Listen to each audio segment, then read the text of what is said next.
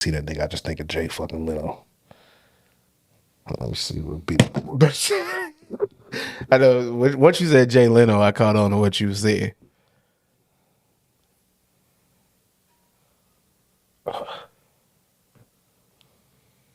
Here in Phoenix, 35-29, Purdue, NC State. So Final Four is going on, bro. Who you got? Who you taking? NC State and UConn. Look at this nigga. His name was Flabber. Think they gonna come back on Purdue? Every time I see Purdue coach, That's what you see? I think of that nigga. Yes, every time. Flabber. Flabber. Well, at least we got the episode title. That's out the way. Every time I see Purdue's head coach, I think of this nigga on fucking Beetleborgs, bro.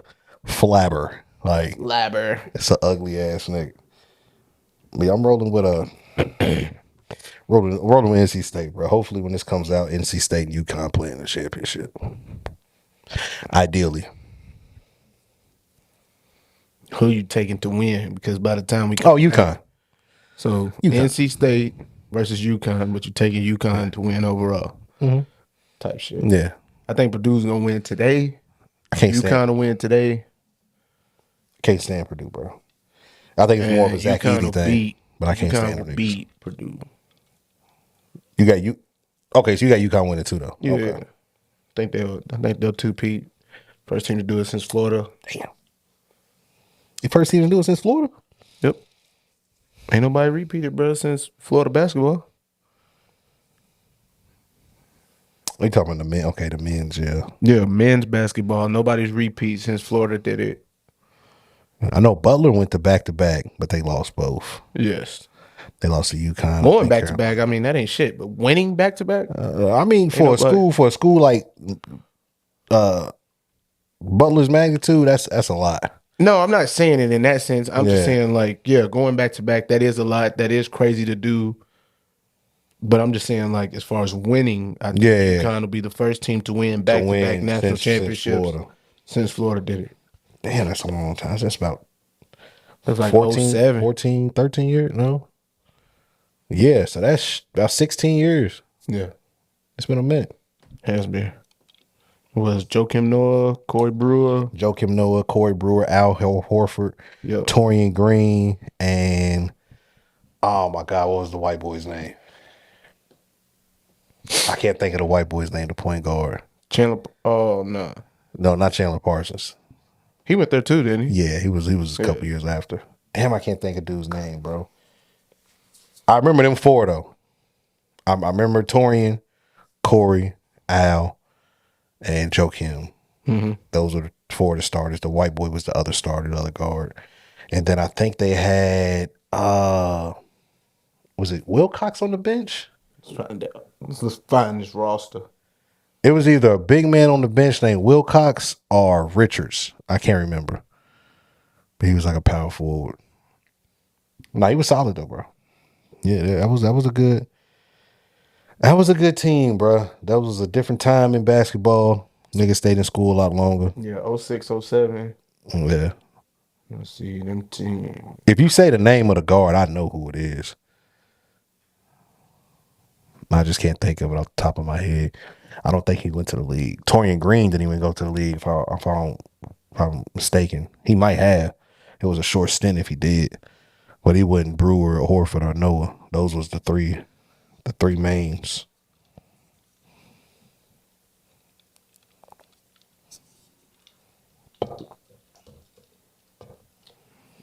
Man, nigga, what fucking roster? Oh, here it is.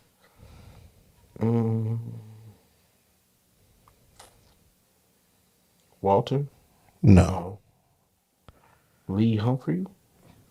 Yep. No. Yeah. Yes. Yeah. That was other guard. Yeah. Lee Humphreys. Yeah. Yeah. Yeah, little white guard. Yep, that was him. Yeah, he was cool. He was straight. That was a good college point guard. He's up there with the Brandon Powell. I remember Brandon Powell. John Hamilton. I don't remember Hamilton. Damn, I remember Powell. Yeah, Powell was solid. Brett Swanson.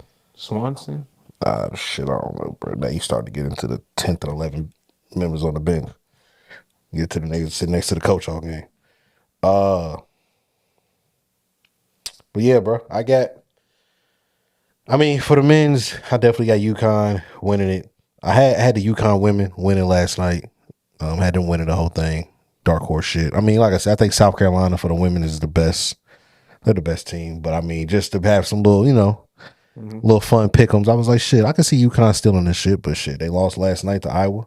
Controversial call.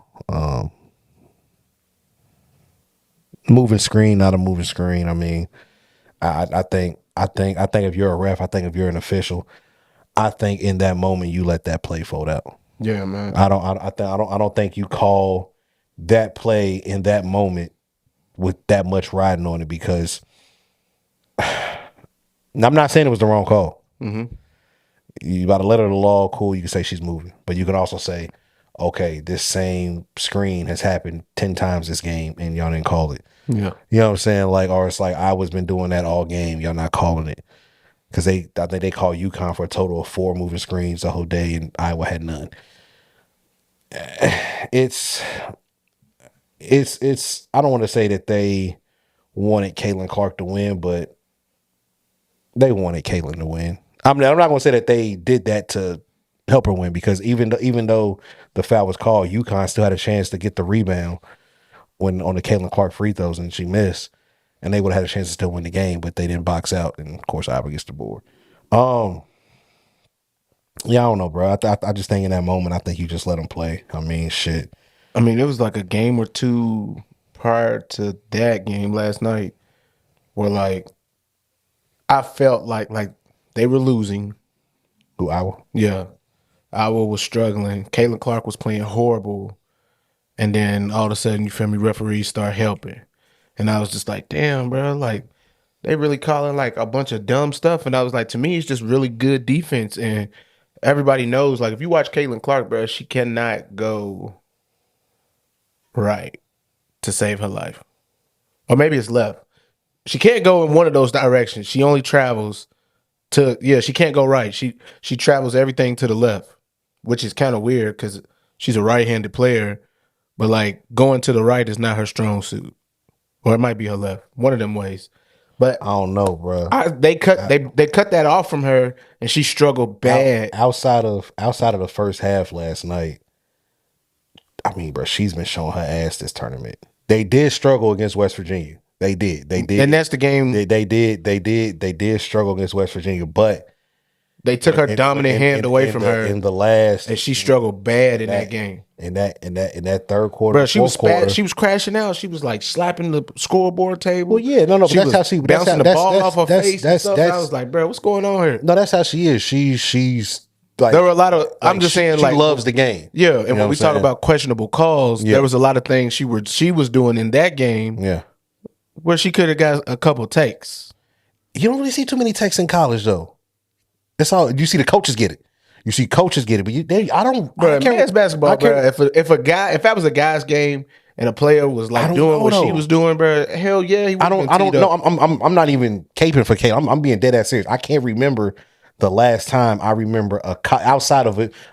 I've seen somebody get smacked, and it's like type shit. She threw the ball like way up in the air at a timeout, bro, and then just walked off. Yeah, and the other team was like, "Fam, where's the tech? Like, what the fuck? Yeah, like, what we doing?" But like I'm saying, I've never seen them give players, unless it's something where fight type shit. But I've never seen them give a player a tech in college for being emotional like that. I've seen the coaches get it. I've seen coaches get threw out, but I've never seen. I can't pinpoint a time when they say, "Hey, this player is too emotional," and they get a tech. I've never seen that. And I can't recall. And I've seen where niggas get the pushing and shit, and somebody might get smacked. I remember somebody, I can't remember who Syracuse was playing. I think it might have been Providence. But the nigga, I've seen the nigga smacked the nigga. Players is going through it with the ref. They like doing crazy shit with the basketball and stuff, bro. And they get teed up for that shit. And then they coach go off on them, and then you feel me, they on the bench for a little minute, and that beat out on that. To me, that was no different than what she was going through, which they really weren't doing that. But like I felt, and like I'm saying, it's kind of sticking to, I feel like they kind of setting this David versus Goliath game up, so to speak, with Caitlin Clark being the sole scorer on her team, and then you look at South Carolina, and it's like everybody on that roster is bad. They all can do it. Yeah, points can come from any and every direction. Whereas with Iowa, man, we know who's gonna score all the points. Yeah, I mean, but the job is done. If the ploy was to get Caitlin Clark, put it like this: if the play was to get the best team versus the best player, because this is what this is. Yeah, it's the best player. This is what they wanted to happen last year. But what happened was they ran into each other in the Final Four, and South Carolina had a point guard who couldn't shoot, and I would just say, we're just going to not guard you. And she was at the top of the 3-point line dribbling and not shooting. And so it's like, this is a rematch. This is the best team versus the best player. 2-1 seeds. We got Dawn Staley and the crew, great ambassadors for the game. We got Caitlin Clark and her crew, also great ambassadors for the game. Mm-hmm. We got the best coach and the best team versus the best player and arguably the greatest female prospect to ever come out of women's college hoops, which is another debate that people can have because they just dropped the list of women's college basketball players of like who's like at the top of the list, and I'll show you that in a minute. But they got it. So now it doesn't matter who wins or loses because now people are going to tune in. Yeah. Because it's South Carolina versus Caitlin Clark. So whoever wins or loses, whatever. We're going to let them play. Right. But we got the matchup we want. It's like we got LeBron versus KD. The job is done. Now the Warriors, y'all can put y'all foot in these niggas' ass and get them out of here in 4 games. But we got the game we wanted. You know what I'm saying? It's like we didn't get no bullshit. We didn't get a team. Like no disrespect to LSU. LSU wasn't supposed to be there last year. They weren't. LSU wasn't LSU was supposed to win per se. The matchup last year was supposed to be LSU versus South Carolina. That was they wanted that matchup again this year. They wanted it again this year. It was either we're going to get LSU in South Carolina or we're going to get South Carolina, Iowa. Yeah. That I don't think they anticipated UConn getting on a run that they got on. Mm-hmm. And that kind of played a part of it in it too as well. But they did, and UConn was a dark horse, and things happen, whatever. But they got the matchup they wanted, and I think everybody is prepared that South Carolina. I think South Carolina is going to beat the piss out of Iowa. I have been wrong, not a lot, but I have been wrong. And I love Caitlin, bro. I think Caitlin is dope. I think Caitlin is. I've said it, bro. I think she's the greatest prospect to come out of college for women's hoops, just because of what she can potentially do at the next level. Like you're talking about, like, I'm watching, bro. Like if you really just sit back and just watch her play, and you be like, bro, she be putting up some bullshit from 30, 35, and it goes in. And it's like, bro, no way. And she's shooting them, but ain't no heaves. She's pulling up in rhythm, her form, like she's catching that bitch, bucket. And it's like, dog, bro, like she looked like Steph Curry. Bro, she I think they said she accounts for like 70% of Iowa's points, whether she's scoring or she's assisting. You know what I'm saying? So the ball is in her hands. And like her vision's crazy too. And like I said, yesterday I'm watching the game. I'm like, damn, bro, like UConn was doing a really, really good job. That they put I forgot the girl's name. She was a primary defender. She was fighting over the screen. She was getting good at contests. And when Caitlin was coming off them screens, they was trapping her. Mm-hmm. So instead of somebody rolling with the big, we trapping. So they was trapping. What was happening is Caitlin was kicking it. Motherfucker was hitting the wide open shots. Once they start hitting the wide open shots, they going to halftime, bro. Caitlin was like 0 for 5 from 3. She had like 2 points, bro. 1 for 7. She was playing like shit. Yeah. But UConn was only up 6. You see what I'm saying? Like Caitlin was playing terrible and UConn was only up 6 points. So when they come out the second half and the adjustments happen, and now Caitlin's like, man, I'm watching her and Paige go at it yesterday. And Paige never got it going last night. And I really wish she would have. Honestly, I think she would have sent him home if she would have got that shot off. I felt like she was about to send him home. Like that was a Paige type moment. I wanted to see it, man, but the refs robbed us. unfortunately, but I mean that's the part of sports, man. The referee, human error, shit happens. But yeah, I got South Carolina beating the piss out of Iowa. I want NC State to be Purdue, but regardless if it's Purdue or NC State winning on the men's side, I got UConn winning the whole thing easily. They just look like the best team, bro. They just look like they just look like they do everything good, bro. They're well coached. They rebound, they shoot, they pass, they can score off the dribble. Like they play defense. Like they hit their free throws. Like you know what I'm saying. It's like I don't think Paige is gonna make. I mean, not Paige, but Caitlin is gonna make it easy for South Carolina. But I think South Carolina wins that game. South Carolina's gonna win just because they big, bro. I take South Carolina in women's, which that game will be tomorrow, which is Sunday. Yeah. And in the men's, I'm taking UConn, which that game will be Monday. Yeah. So you heard it here first. Well, kind of second, but that's our picks. Yeah. That's my pick. And in light of college basketball, bro, let's talk about the home team, man. Think the field gonna do, bro? What's his name? I don't know.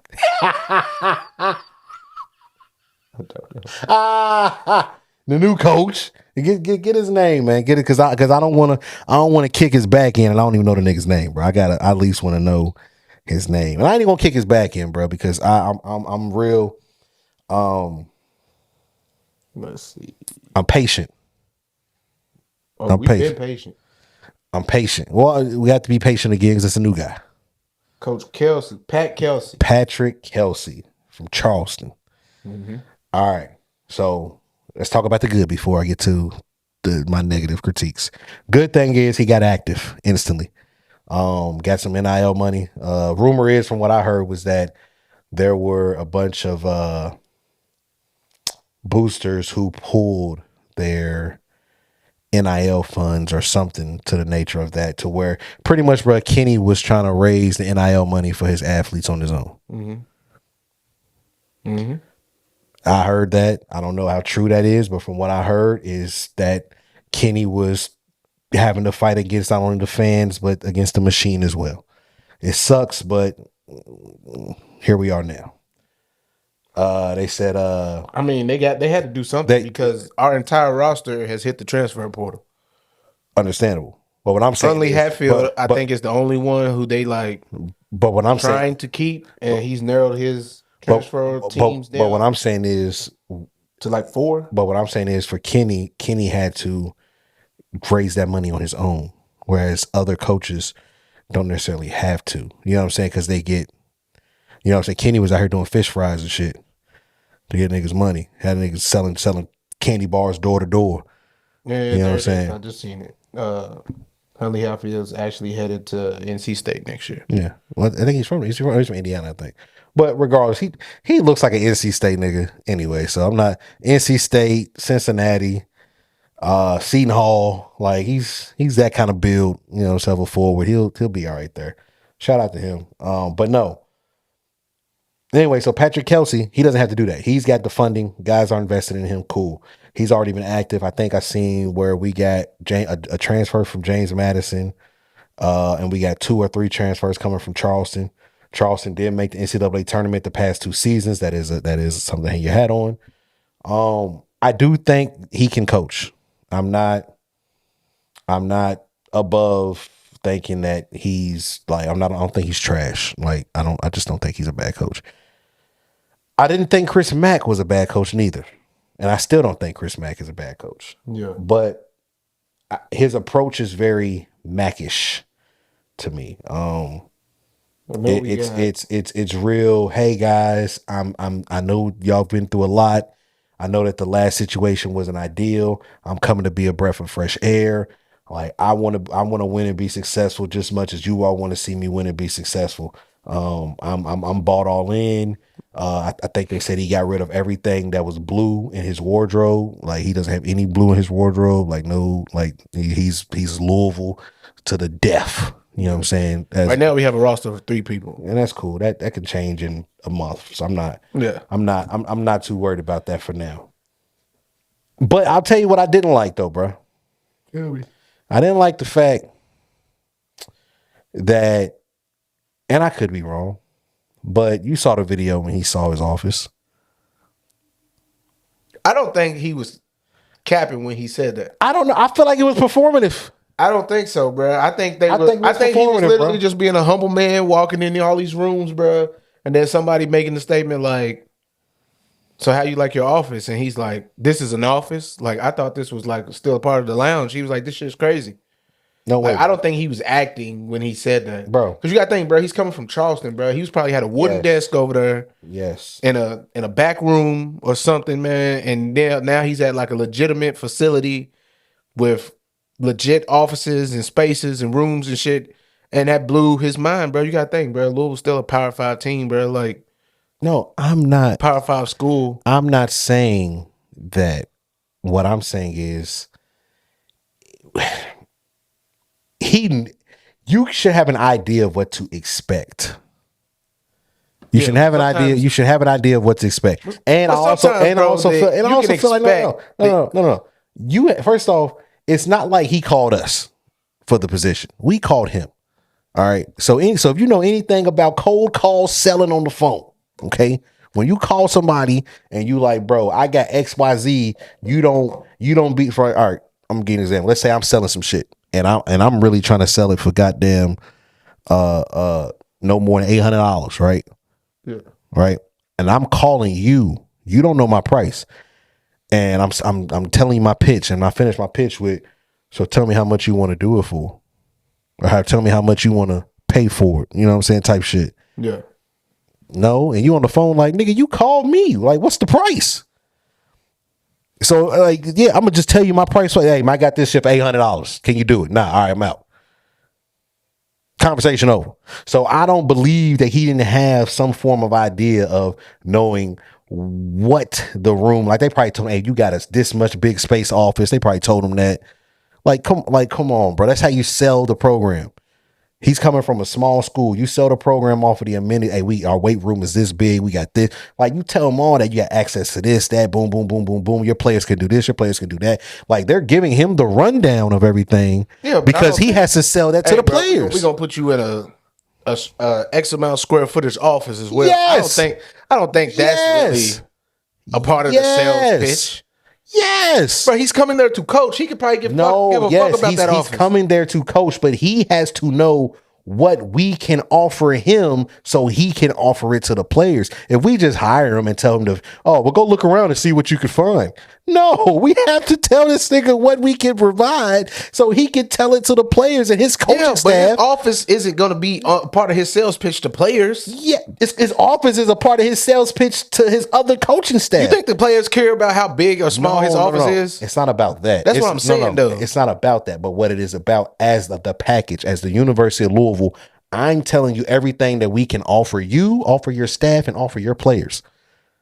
So he's coming in knowing what the weight room looks like.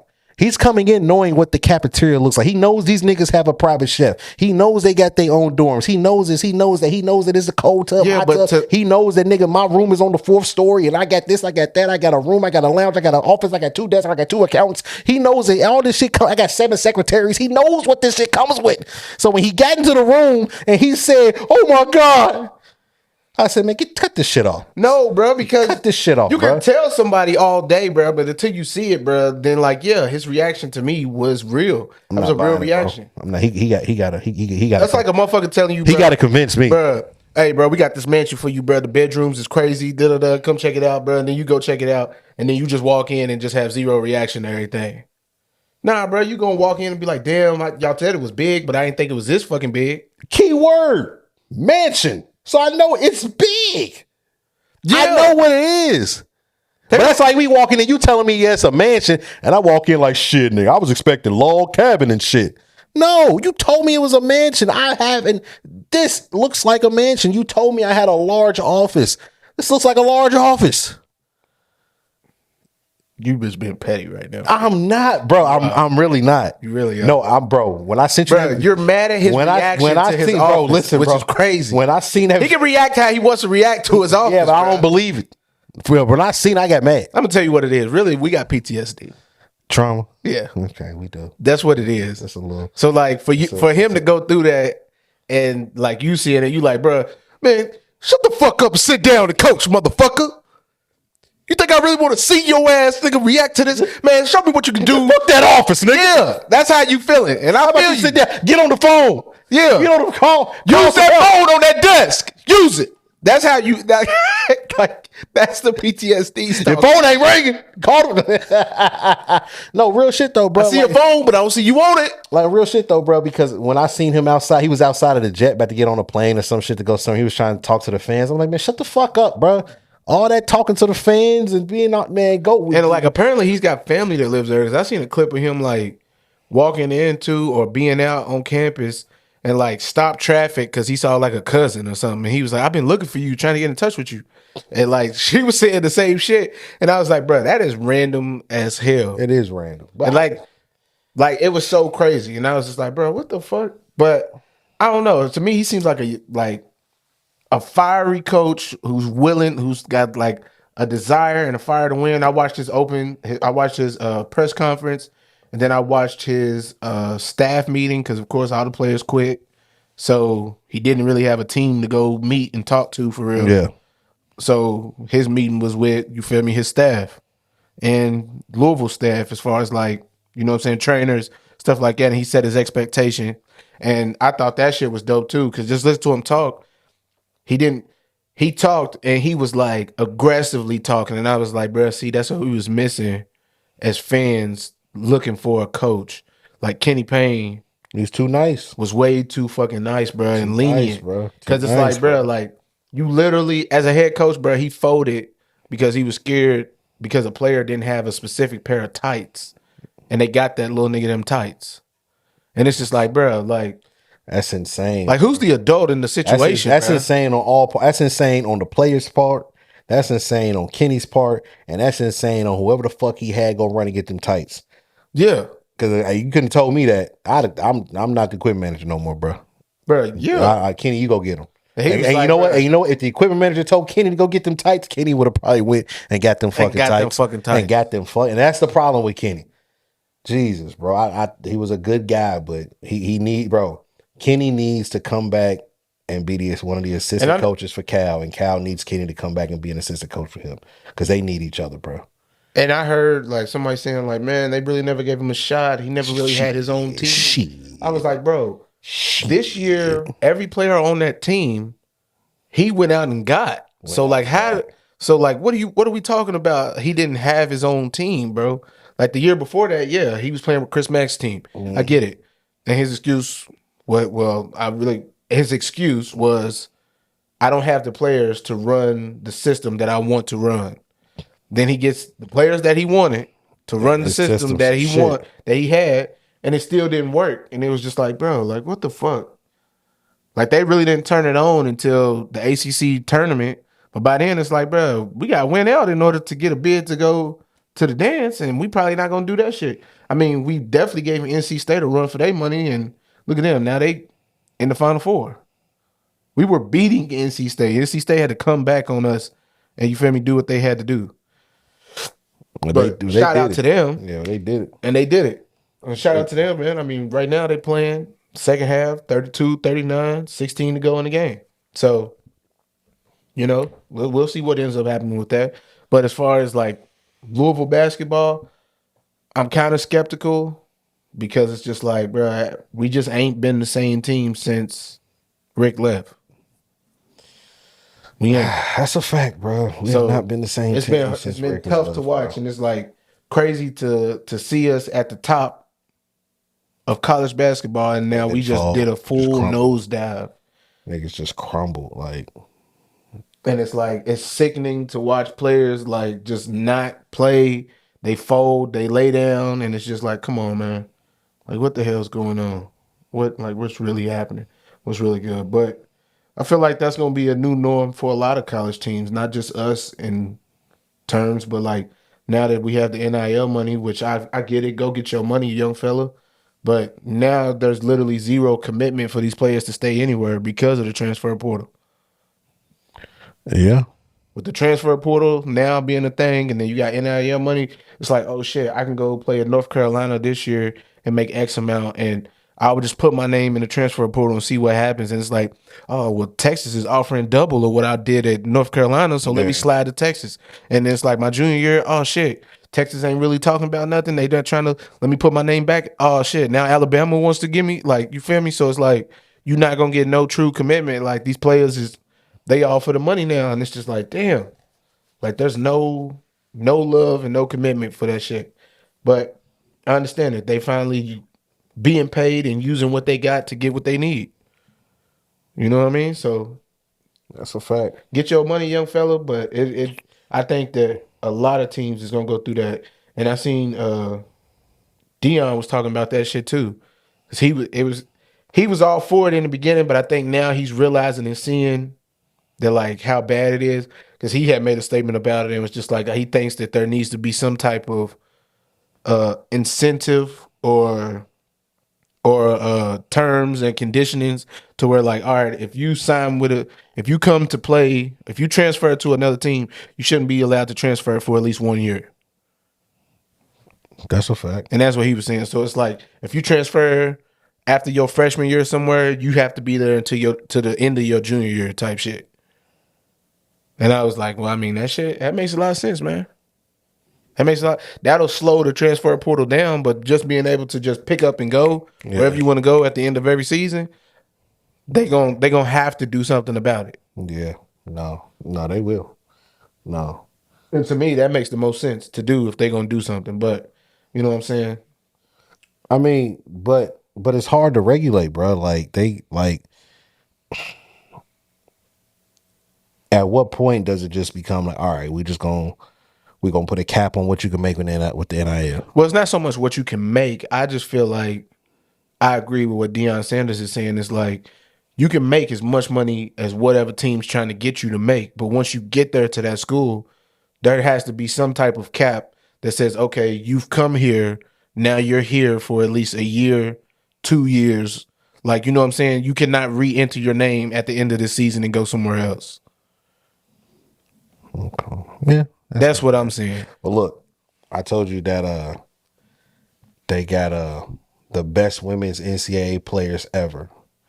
This is a list from Sporting News. They only put 7 players. All right. They got This is all time? All time. There's only 7 people on it? They did, I guess they did top 7. Top 7. So number 7 is Caitlin Clark. Okay. Number 6 is Brittany Griner. Number 5 is Candace Parker. Number 4 is Diana Taurasi. Number 3 is Shamanique Holdsclaw. I'm going to be honest, I have no idea who that is. Okay, never heard of her. Number 2 is Cheryl Miller. And number 1 is Brianna Stewart. All right. It shows how many Player of the Year awards they have.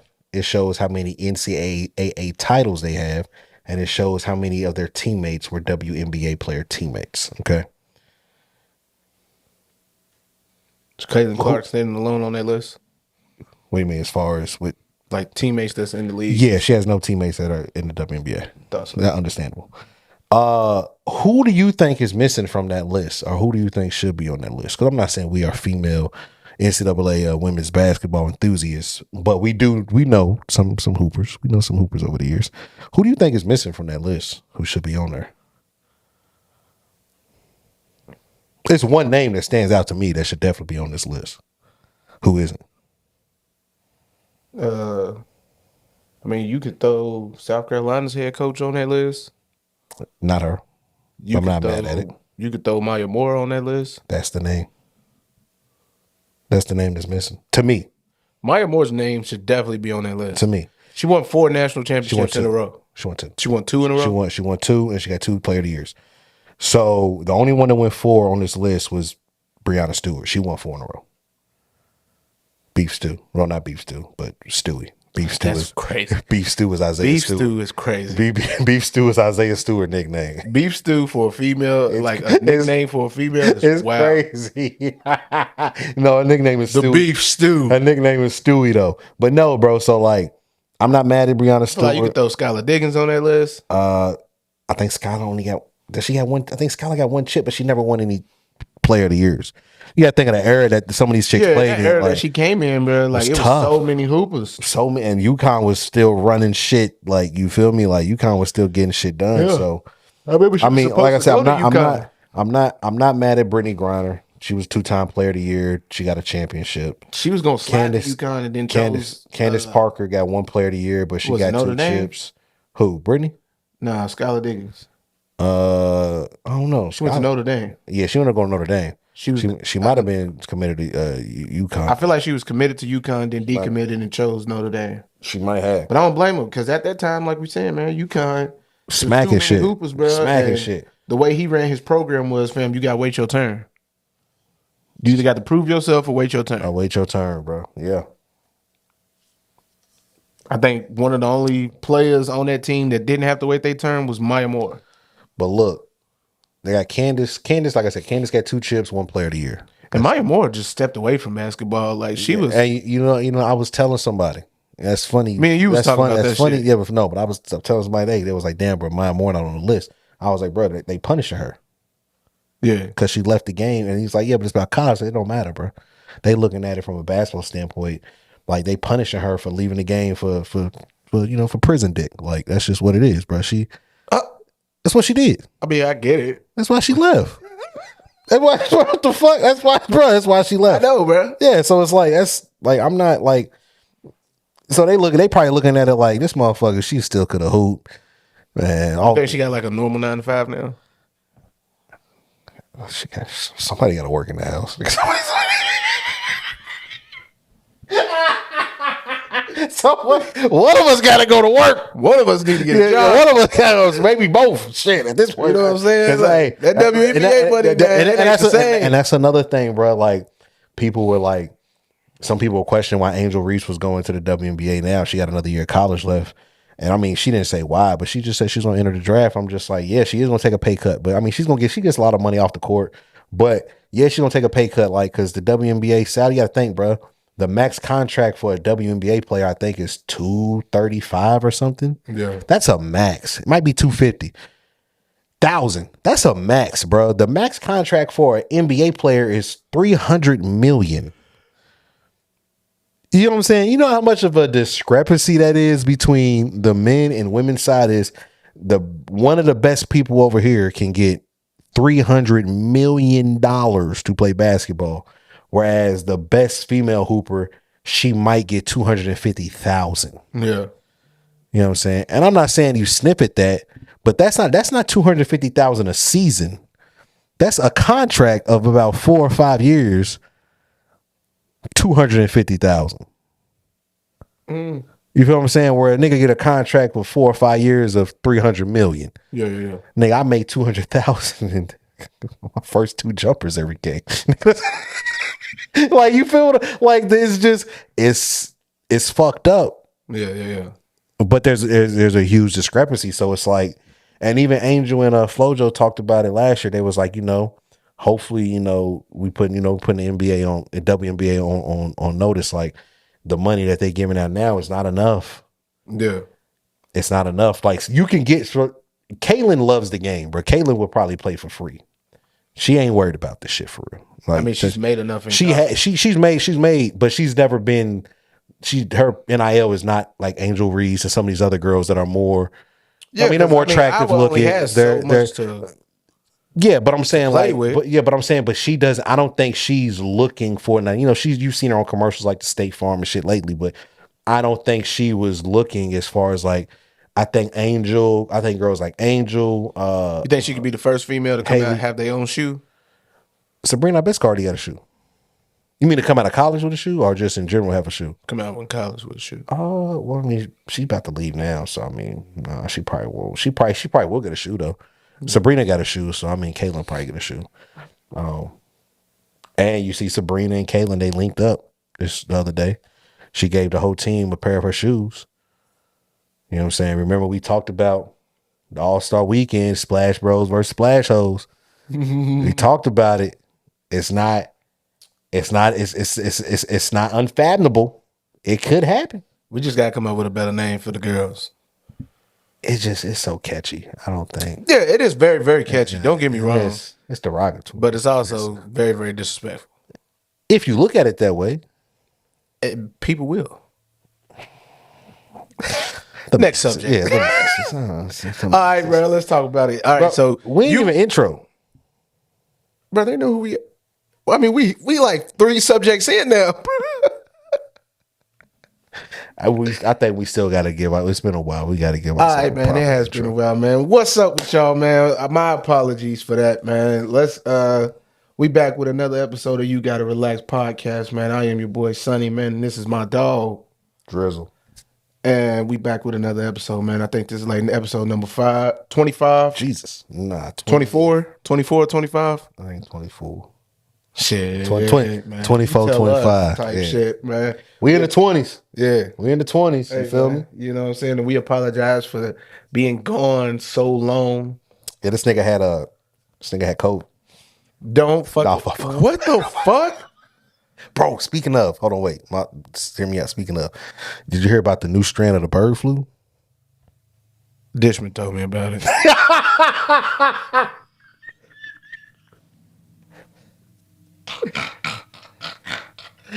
I could already imagine how he said, Eric, you know they got that bird flu stuff. When he said he was going up in New York. Well, he didn't tell me where, but well, really, he kind of did. Yeah, New York. Yeah. But like, I really wasn't. I was in the middle of work, bro. He called me, and you know what I'm saying. He was basically just venting, I guess, and talking about a bunch of other shit. I'm not gonna put all his business out there, but I was just like, dang, bird flu. But yeah, and we talked about the bridges, the eclipse. The eclipse is what, Monday? Yeah. You got your sunglasses? I don't even think we gonna see it, bro. It's supposed to storm. They talking about you can miss school for that shit. You just gotta bring a note. School is out. Like Fayette County is. Scott County's not. Scott County said you don't have to come, but if you don't come to school, you have to bring a note of whatever activity you did. Yeah, they was talking about that. Such a stupid bitch. I looked at the sun. They was like, your animals may freak out or tweak out because they'll get confused or whatever. And I was like, man, I mean, I don't know shit. My dog, bro, she be sleep, bro. I don't think my dog knows the difference between daytime and nighttime. She sleep 18 hours a day. Like, she don't do shit. We just missed a little bit of time though. But niggas is back to our regularly scheduled programming. But I did not have COVID. No, he did not have COVID or the bird flu. If y'all was wondering. If he was just in case niggas got I wasn't saying like nigga. I heard you had the bird flu, nigga. Yeah, and I wasn't reacting like, bro, why you put my business out there? It was more so nigga, you told him I had COVID, nigga. Like, bro, like why would you say that, bro? Like, let's stop it. COVID just like this regular shit now. That shit like a chest cold. Nigga. Yeah, but it's also taking motherfuckers up out of here. It was they had pre-existing. There we go. Bro, I seen them list somebody got hit by a bus and they said they died of COVID, bro. I know every time like a celebrity dies or gets sick or something, bro. They just throw it on COVID. The vaccine. The vaccine did it. That nigga got the vaccine 2 weeks ago. And look at his face today. He got the vaccine. Look perfectly fine. 2 weeks later, he dead. Bro. Whole face fell off in the toilet. Like, god damn. Man. But yeah, bro, now we back. Yeah. What was you about to say? I was buried, man, because you was like, I didn't even know Bryson Tiller had dropped an album or was getting ready to drop an album. You was telling me about it. You was telling me, listen, I think I got through like the first 3 songs. Then you came in and I was like, shit, bro, I'm not going to make 19 songs, bro. And literally like listen and pay attention to what's going on and everything. So excuse me. I was hoping that you would enlighten us with, you okay? I burped, bro. That shit was a little rugged. It's the vaccine. I ain't get it. Don't do that. Don't put that on me. Hey, man. I ain't get it. That's why I'm still normal. Overly inject. That's what I'm saying. Some niggas, Hey, I know some of you niggas got the vaccine, and ever since then, y'all ain't been right in the head. Yeah. That weak ass shit out of here. But man, Zach Edey. I hate this nigga, bro. We ain't really got to go into Bryson Tiller for real. Yeah, I mean head ass. But we can get to the real meat and potatoes of today's episode. Yeah, I do. No, so hold on. I owe Bryson at least 10 minutes, 5-10 minutes, because I did talk about, bro. Clear out, ball. What you said video with KG when he was talking about Scottie Pippen they was playing, And it's Scottie Pippen hit the 3 and the KG whistle for the ball. Yeah, same shit. No, man, the album, I think it's titled Tiller. Self-titled, I guess. Album's good, bro. Like I told you, I was real disappointed in his second and third. I felt like Trap Soul is a classic. I felt like the second and third album do him an injustice. This is a little foreshadowing. What with the first album was a classic. Oh, second album was trashed it, nigga. But it was okay, but they gassed it. Oh my god! Stop, bro. Let me get there, because when I get there, I'm gonna kick it. I'm gonna kick this nigga's back end, drop kick. I might sweet chin music it like Shawn Michaels, but Tiller, bro, he dropped a very good album. The bar was low. Of course. So you let my neighbor just now. the bar was low, but he did drop a very good album. Is it Trap Soul? No. Does it have the vibes? Yes. Okay. There is a song or two where I'm like, these could be Chris Brown records. This track he got with not Janae Monáe, Victoria Monet. And it's another track. I can't think of the name of it, but it kind of felt like a couple breezy tracks. He only had 2 songs on there I skipped, and that's excluding the bonus track, which was the Whatever She Wants, the TikTok joint. I hate that song. But overall, bro, he didn't miss. I think the only thing that kind of separates this project from being on par with Trap Soul is it doesn't have the essence Trap Soul had. Like Trap Soul had the vibes. Trap Soul had the tracks that was like, damn, this motherfucker's amazing. But it also had like the energy. It just felt different when you was listening to Trap Soul in that moment. Like this, I didn't really get that oomph energy from it. You feel me? But the vibes was there. I had this motherfucker on the shower yesterday. I was like, on my 3rd, 4th listen. I was like, yo, listening to. It's mood music. It's mood music. It's mood music. Come on, don't do that. Don't do that, bro. It's mood. You weren't supposed to listen. You said it. I'm supposed to turn on Icewear Vizzo or something. I'm in the shower or something, bro. You said it, bro. Not me. Like, no, but I'm just. So what you listen to when you in the shower? Nothing. You just listen to water. Make me sweat. Nothing. But no. I had on the Tiller album, man. It's definitely a vibe. I do want to say one thing though, bro. This nigga's a liar. Okay. Tiller? Yes, he's a liar, bro. Okay. I'm gonna do the science real quick for niggas. I'm gonna leave it alone. So he announced he's going on his tour a couple weeks ago when he announced about the albums coming out. Said he's going on tour. He's not doing a show in, let alone Louisville, but he's not doing a show in Kentucky at all. He's not. People asked him, why? Why are you not bringing your tour to Louisville? That's strange. Yeah. It's odd. It's confusing behavior. Who does that? It's because it's Jack City now. New Jack City. And you say that, but yes, it is Jack City now. But let's get to it.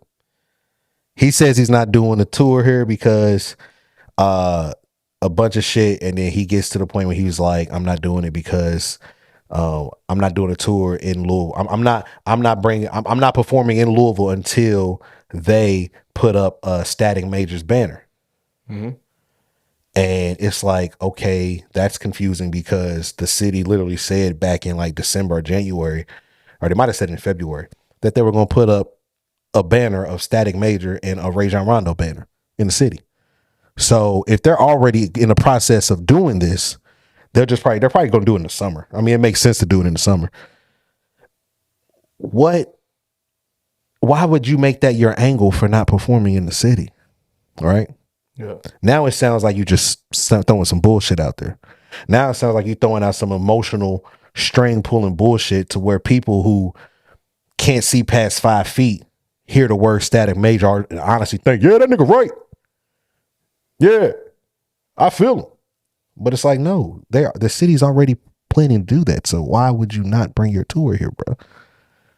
It seems like it's deeper than something else. You know who does have a banner in the city? Who? Talk to me. Take a guess. Take a guess. New Jack City. Mm-hmm. You can say a little bit louder. So New Jack City. Yeah, Jack. I'll say it louder for the people in the back with no headphones on. Jack Harlow has a banner in the city. So now you look around, you're like, damn, Jack got a banner. Static is Jack got the key to the city, didn't he?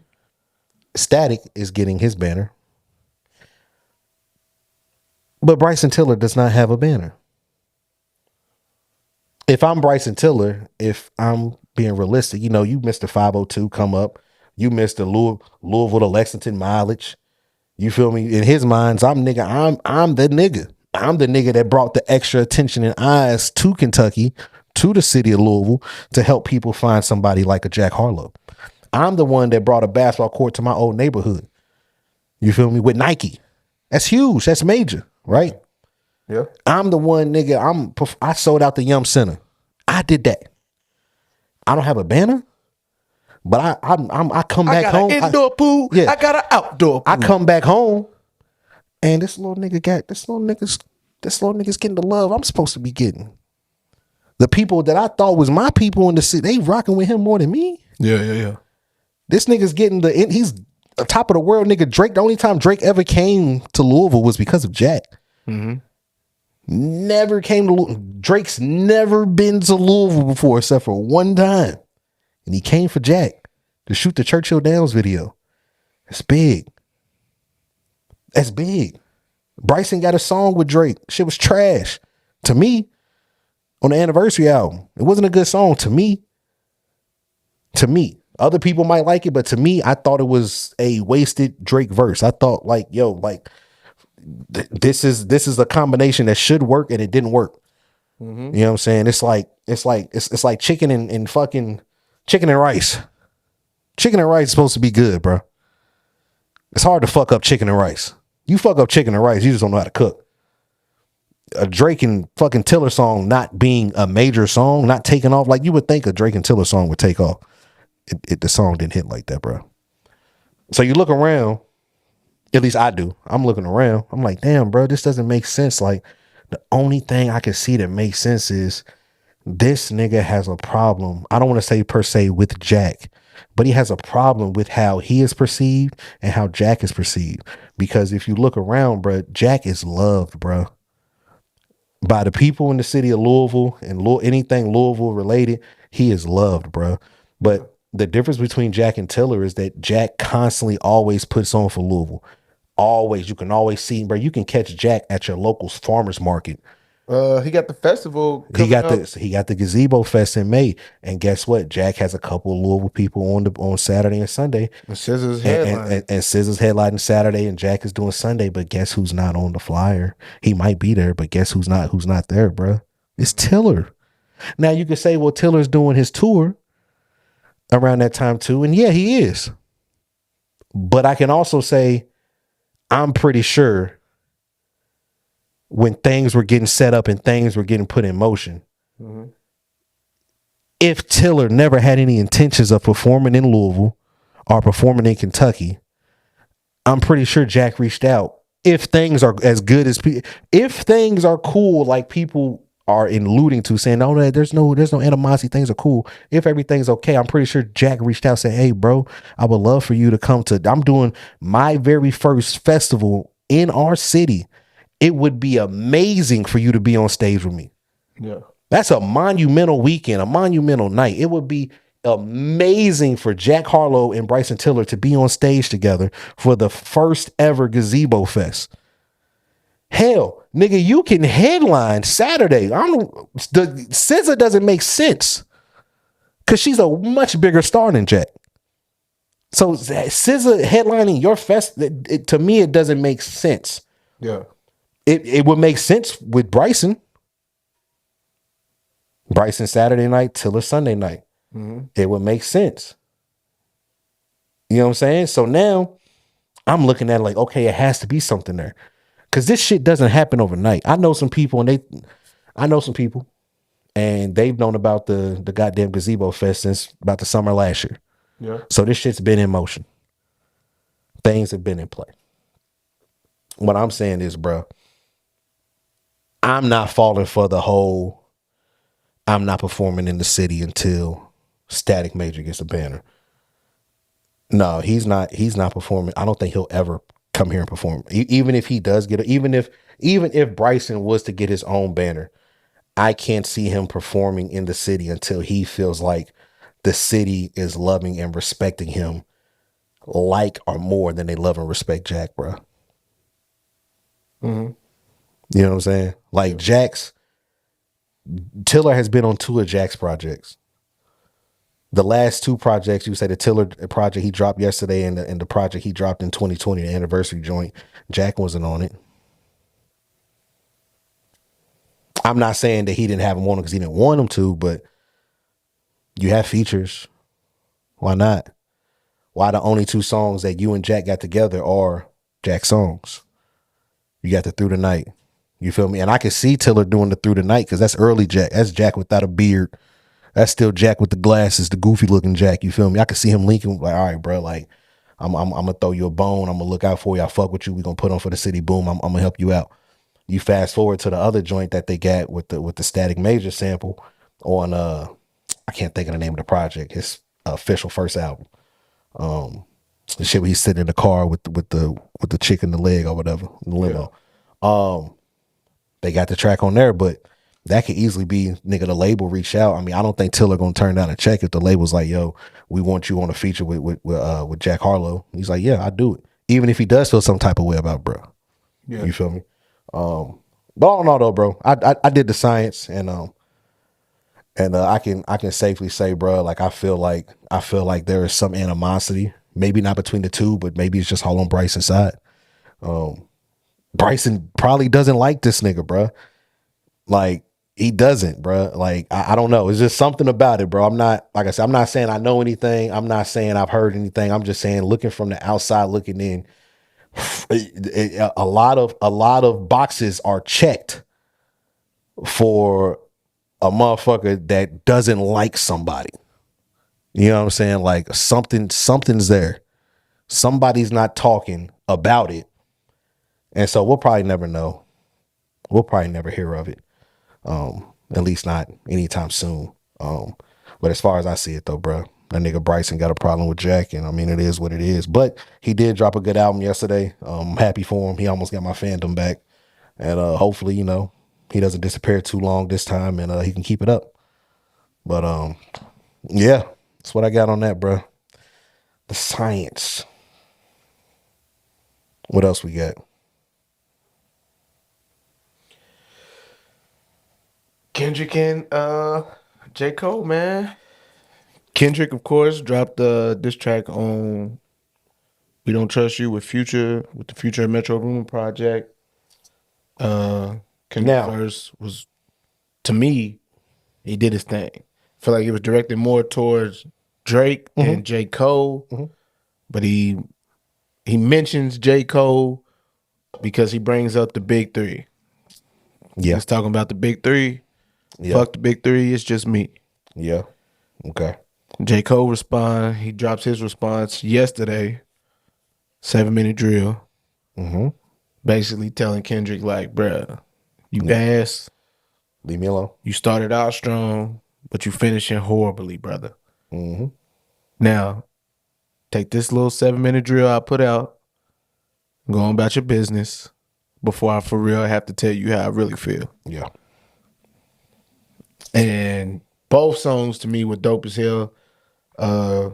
J. Cole's album or EP or whatever you want to call it. I thought that front to back was nice. I fucked with it. I fucked with it heavy. I fucked with the Kendrick shit. You know me, man. I told you I'm a fan. I'm a big fan of both of them. I know how you feel about both of them and who you fuck with more than the other. So for me, I just feel like two of my homies is going through it right now. So I really just want to stay out of it. I'm gonna let them figure that out. Now you, on the other hand, you got a whole nother take on this. This nigga said he wants to stay out of it. Hell yeah. But I'm gonna sit back and watch the show for sure. Yeah. No. It's gonna be a crazy spring or summer. Okay. Let's add context. So rumor is that Drake and Cole wanted Kendrick to be on First Person Shooter. Yeah. They wanted it to be all three. All right. Mm-hmm. Kendrick responds like, no, fuck y'all. Mm-hmm. Type shit. Yeah. Drake and Cole go ahead and do it. You know what I'm saying? Cole does a little, it's the big three, da-da-da-da-da. He says, you know what I'm saying, gives him his props, you know what I'm saying? But then he says, Spider-Man meme is me looking at Drake. You know what I'm saying? We excluded you, my nigga. Like, fuck it. Now it's just us two. We try to, you feel me? Now it's just us two. Mm-hmm. Fast forward, about 8 months pass, 7-8 months. Kendrick is on the Like That track. He does the, oh my God, I can't believe niggas actually like this verse. I'm not gonna go that far. Mm-hmm. I can't believe niggas think he said anything on this verse. Yes, the verse was cool, but the verse was all energy. So the highlights of the verse are the fucking fuck the big three, it's just me. The other highlight of the verse is when he was said, oh, okay. The other highlight of the verse is when the nigga was like bum. Then he said bum again. Okay. It's like bum. Yeah, it's like, okay, it's all shit like it's fucking ad libs and little pop in phrases, bro. Ad libs and pop in phrases. Bro, that shit, he's not that's the theatrics of it, bro. No, we know Kendrick is theatrical, but bro. That's my point, bro. Bro, that's cool, bro. Talk. Like, come on, bro. Like, if you gonna get to it and you gonna really try to get at some niggas, bro, talk. Like all that the extracurricular shit, you don't think changing your man. What did he say? I don't think he was talking. It's just me. Fuck the big three. Let's go through these. Oh, you got me. Oh, all right, keep fucking with it. Bum. Like, come on, bro. What is he like? Oh my God, bro. It's like, I feel like I'm insane, bro. I feel like I'm going insane, bro, because I'm like, bro, niggas know what a fire verse is. Niggas know what it sounds like when a nigga is talking, bro. Like, niggas know, bro. Like, bro, when I say a nigga is talking, I say you can read the verse and you can catch what a nigga is saying. Like, the shit that you talking about, which is all energy and shit and the theatrical shit, you have to see a nigga perform it. Or have to hear the nigga perform it. Right? So if it's a performative rap, then yes, it's gonna depend on who is performing it if you think that verse is good or not. So if another nigga does that verse, nobody thinks it's good, bro. If another nigga does that verse the same way, nobody thinks it's good. Niggas clicking up cannot be legit. No 40 water. Mm-hmm. Tell them bum. Uh-huh. That's hard. You know who Be Legit is, right? Can eat 40 with water. Yes. Bro, I don't see how that's hard. Yeah, bro, he's putting that shit together. He had a coffin out his mouth. That was hard. K with a 9 is gonna be the Pet Cemetery. That was hard. Bro, you don't, bro. Listen, bro. Niggas really don't want to sit down and compare lyrics, bro. Niggas don't want to do that. You don't want to do that, bro. And like I told you, Andre 3K, I'm talking about walking around with that stick. But this ain't no Andre 3K because you know what I'm saying. He just put the shit out. Whoa! With the flute, with the wooden flute, with the wooden flute. Man, come on, man. Nah, bro. No, I'm not hating. No, listen, bro. The verse was performative. It was theatrical. If when he performs it with all these 9s, niggas gonna see Pet Cemetery. Listen, bro. It's performative, bro. Mm-hmm. Okay, bro. Then he brings it back full circle. I bet he does. The beginning was the coffin, at your mouth, and then Pet Cemetery. Then he put it in right in the coffin, the box, shut the fuck up, in the pine box. Right, hit me up. The 9 6 feet. If you put pet 6 feet.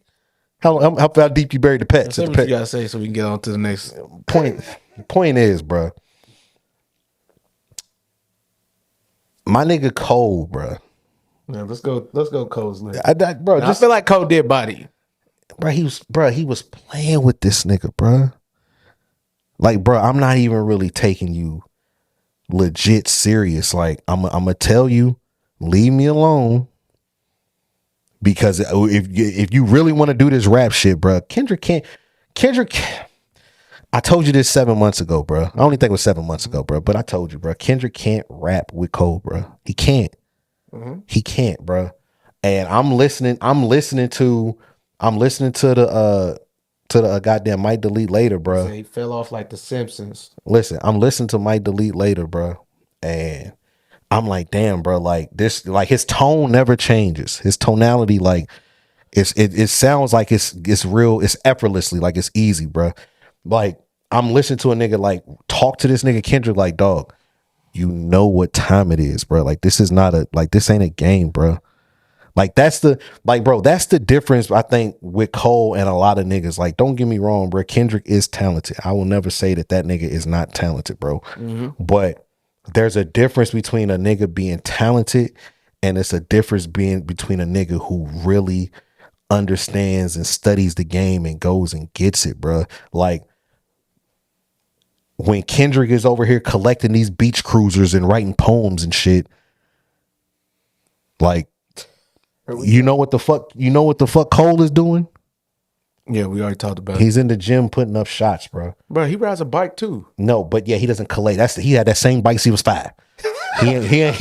He ain't collecting beach cruisers to sit in a room with them bitches and look at the metallic Cali thing with the beach cruisers, bro. Man, I don't give a fuck, bro. Bro, we know you hate Kendrick Lamar. I don't. That's what gets me mad. People tell me I hate that nigga. I don't hate that. Well, nigga. It sounds like it. No, so that's not hate. Because I'm pointing out the facts, bro.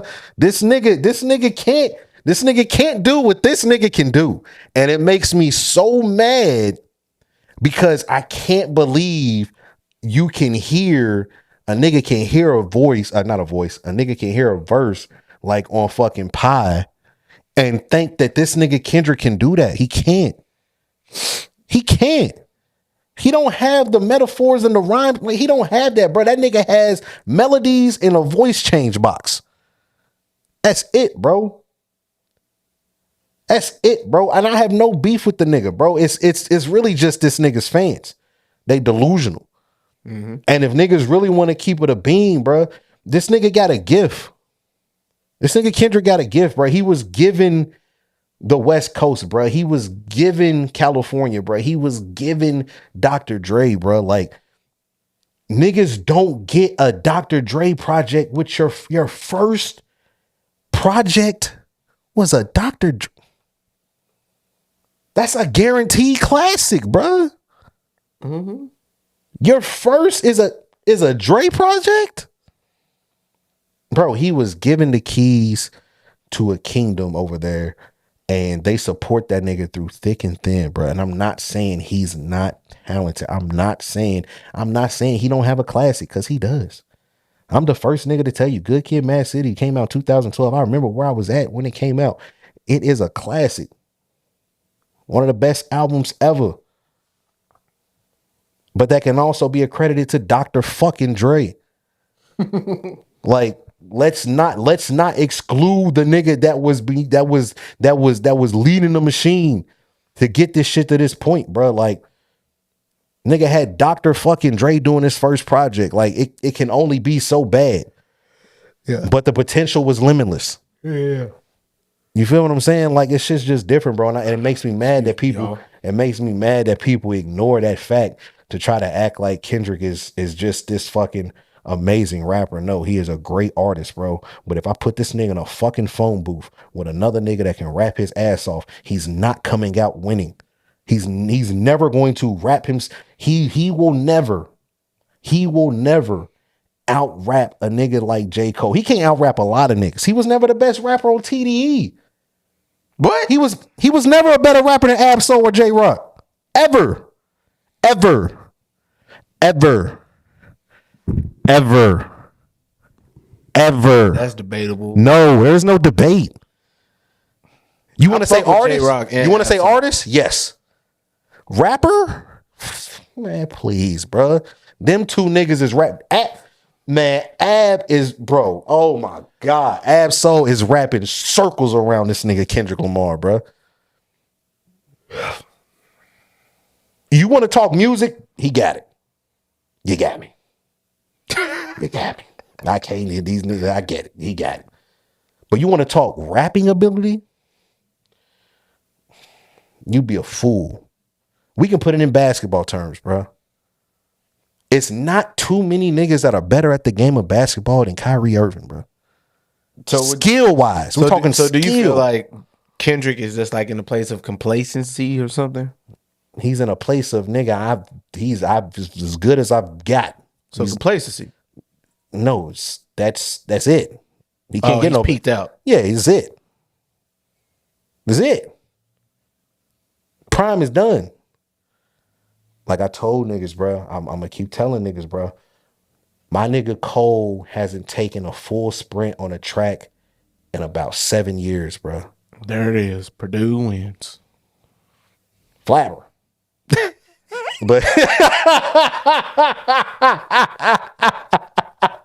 I couldn't wait to say flabber. But no, real shit though, bro. My nigga Cole has not taken a full sprint on a track in about 7 years, bro. Oh, he's getting ready to.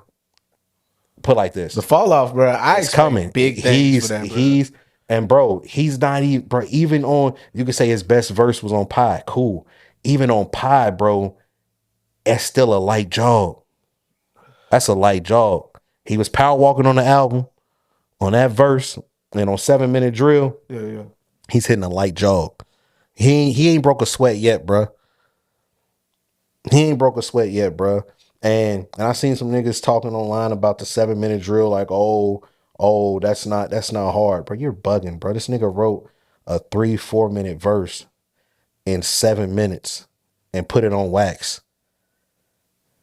7 minutes. 7 minutes. Nigga, that's like the 2 minute drill.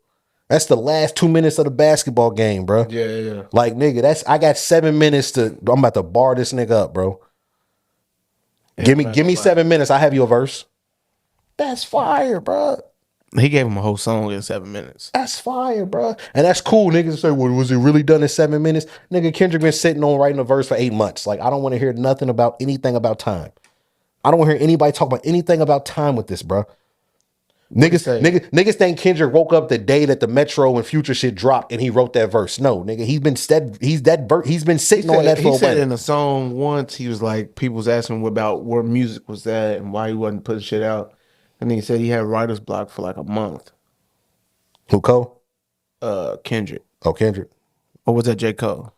I know Cole said at one point, what album? J. Cole said it too. He said this was maybe it was J. Cole who said that. This is like right before Forest Hill Drives, and he was talking about having writer's block, and he was just like, he said he was doing something, man. He was just like, bro, like I couldn't write shit, bro. I was fucked up. I didn't know, like shit just wouldn't. Yeah. Like I just couldn't put shit down on paper, bro.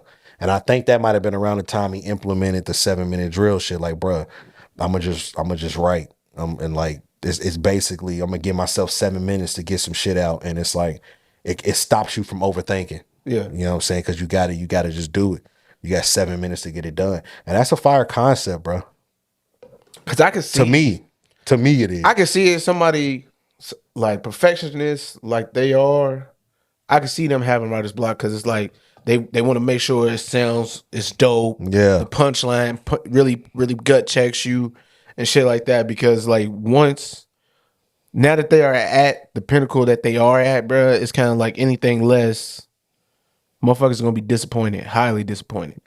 No, for sure, and it's like which is why I can see why you feel the way you feel about K-Dot too. It's like, bro, like starting out, bro, Good Kid, Mad City, we was just like, bro, if this is the beginning, bro, like damn.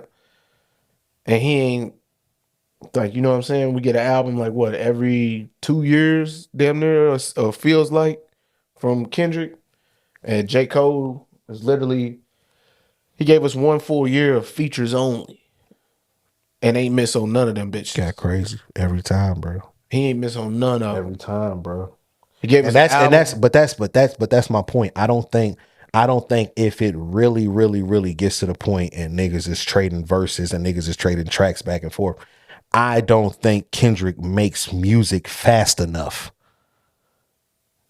to compete with a nigga like Cole. A nigga like Cole, bro, like a nigga like Cole is like the nigga that walks around who always got his basketball shorts on underneath his jeans, but he's always ready to hoop. What you got this backpack for, bro? I'm always ready to hoop. I'm always ready to, like, don't matter where I'm at, no matter where I'm going, nigga, I am prepared for a basketball game to break out at any moment. Like Cole is that nigga walking around with the shorts under the jeans, bro. He's ready to hoop. Yeah. Kendrick is, hey, now I got to run to the house. I go get my shit because I got to go put my shoes on and I got to get my shorts. Call this nigga because I got on a nap. I got on my corduroys, so I got to go change. You know what I'm saying? Like, I just got off work. You know what I'm saying? Kendrick is the nigga that's not. Yeah, he can hoop. Yeah. But that nigga ain't never ready to hoop, bro. Yeah. Cole is that nigga, man. Hey, nigga, they about to go play basketball on the moon. You coming? Hell yeah, nigga, I'm ready. You know what I'm saying? Nigga, I'm already on the moon. I see y'all later. You know what I'm saying? Like that type of shit. Like, so that's the main difference between Cole and Kendrick to me. Like, Cole is like, nigga, you give me a beat, I can give you a verse right now. I don't think, I seen that. I don't think it's Kendrick. Not funny. It's not funny. It's a little bit, but I don't think Kendrick is equipped for that type of comeback. He's equipped for the verse here, the song here, and then it dies down, and then it might pick back up. Then the person might respond. Usually the person is Drake. You know what I'm saying? It goes back and forth, back and forth, back and forth, back and forth. But it's not really like, it's not like bong, bong, bong. You know what I'm saying? Like, because honestly, bro, Cole, the festival is this weekend. Mm-hmm. Tonight, tomorrow, like, bro, SZA, man. You know what I'm saying? The Dreamville shit is this weekend. So he might do another verse during the shit when he performs. He might drop another song. He might announce that the fall off is coming this upcoming Friday. Like, we don't know. Like, that's the type of clip that bro got. Like, he got, like, bro, remember that shit? The beginning of that Drake song where Wayne comes on that bitch and he was like, nigga, you gotta have clips. Like, you feel me? What's that shit on? If you read this now, it's too late. He's talking about having clips and shit, like being ready. Like, you gotta have verses in the tuck, bro. So you ready, like, just in case anything pops off, bro. You got you some bullets to throw at these niggas, bro. And I think Cole is just slightly more. I ain't gonna say slightly. It's like, nigga, what the fuck are you doing? Yeah. And it's like, I just think Cole is just more equipped for that type of combat. You know what I'm saying? And like I said, I don't think there's any rapper that really could or should think that they could take it there with J. Cole. Which is why I feel like J. Cole, he responded because he's like, bro, like, had you not mentioned the big three, like, bro, I probably would have just kept my mouth shut. And like he said, he was like, bro, niggas is in my phone, want me to do some type of toxic reply. Like, he was like, bro, I'm not even on that type of time. Like, I'm a reply, but I ain't even on that type of time. But I'm gonna let you know what's up. Mm-hmm. I'm gonna let you know. I'm gonna hit you hard enough to let you know, bro. Stop playing with me. Yeah, because I mean, like, stop playing with me, bro. I feel his peoples too, because they looking at it like, bro, he talking about killing and guns and stuff, bro. Type of like, shit. Fuck, we got going on, bro. We know he on some Cali shit, bro. So like, and you know what I'm saying? Then he reminds us, he's like, nigga, I'm from the Ville, nigga. If anybody gonna be clenching this, bro, or clutching, bro, it's gonna be me. Yeah, type shit. You feel me? It's like, nigga, I get down too. I'm like that. I'm with that. It's interesting, bro, because like, could we see the next era? East Coast versus West Coast? No. Okay. No, it's not. It's not. Now, I mean, we could see West Coast versus Canada. We can see that. That might happen. You never know. I mean, you feel me? I mean, now we just waiting on Drake to respond. You know what I'm saying? You never know. But because bro, at the end of the day, like at the end of the day, bro, like, yeah, Cole and Kendrick, it's a little static here and there, and it might be something. I was mad though when a lot, like, seeing motherfuckers response and they saying that Cole's response was like mid. I was like, bro, was y'all not listening? No, it wasn't mid at all. I will say it did have moments where it was a little bit too nice. But I mean, but that's just. But he basically scolded a nigga in a monotone voice. No, for sure. For sure, but that's all crazy to do. See, because like you understand, bro. Niggas are used to like when motherfuckers are beefing and motherfuckers are going at it. It's like not saying that you yelling or whatever, but you're not nice about it. It's like, bro, okay, cool. You can say he sent you a warning shot or this nigga jabbed you. Cool. Hit that nigga with an uppercut. Like, ain't no jab him back. Ain't no warning shot back. It's like, no, that nigga flatten your tire. Nigga blow his car up. Like, you know what I'm saying? Like, it's like what that's what niggas are thinking, bro. Shit, like he dropped charged up. He dropped the charge up, and then 2 days later he dropped it back to back. Same day. No, it's 2 days later. 2 days later. 2 days later, he dropped 2 days later he drops back to back. Yeah. And then to find out that he dropped back to back, and they was like in the same hotel. Yeah. Bro, that shit was funny as hell. Waited 4 days, nigga. Where y'all at? Like, you know what I'm saying? Like, and that, see, but the difference in that situation is Meek was talking down on Drake, talking about views. He was talking down on Meek because, I mean, Meek was talking down on Drake because he was saying he had a ghostwriter and shit like that. Okay, so now you got a nigga that you say has a ghostwriter and you're supposed to be a battle rapper, and he's banging body by a singing nigga. And he's banging you over the head with 2 diss tracks back to back, and you ain't said shit or dropped the diss work, and it took you 2 weeks. Like, you already done lost. He lost the public perception battle. I will say Meek had a couple of songs that I did like during that beef, but overall he did lose. But he like Warpaint was fire. Warpaint was a fire. Him and O'Malley got off. I actually still play that track. So it's actually my favorite diss tracks. Said, don't make me call AR app. I was like, bro. Like, you feel me? So it's Drake's like going there, bro. He was, you feel me? And so it's like, but that's a rap battle, you feel me? But that was a little bit different, you know what I'm saying? Because he was kind of attacking Drake's character as a rapper. It's like, bro, you gonna say the one thing a rapper not supposed to have? I got ghostwriters, bro. That's like saying, no, I can't say that. And granted, it was true, but you know, I can't say that. That's gonna get me in trouble. Anyway, so yeah, that's like I'll tell you what I'm about to say later. I can't say. I mean, I could bleep it out. Go I ahead. ain't gonna bleep it out. That's like saying, bro, like if you're a rapper, bro, you rap, and a motherfucker talking about, nigga, you got ghostwriters. Nigga, that's almost like, nigga, me telling you that, like, nigga.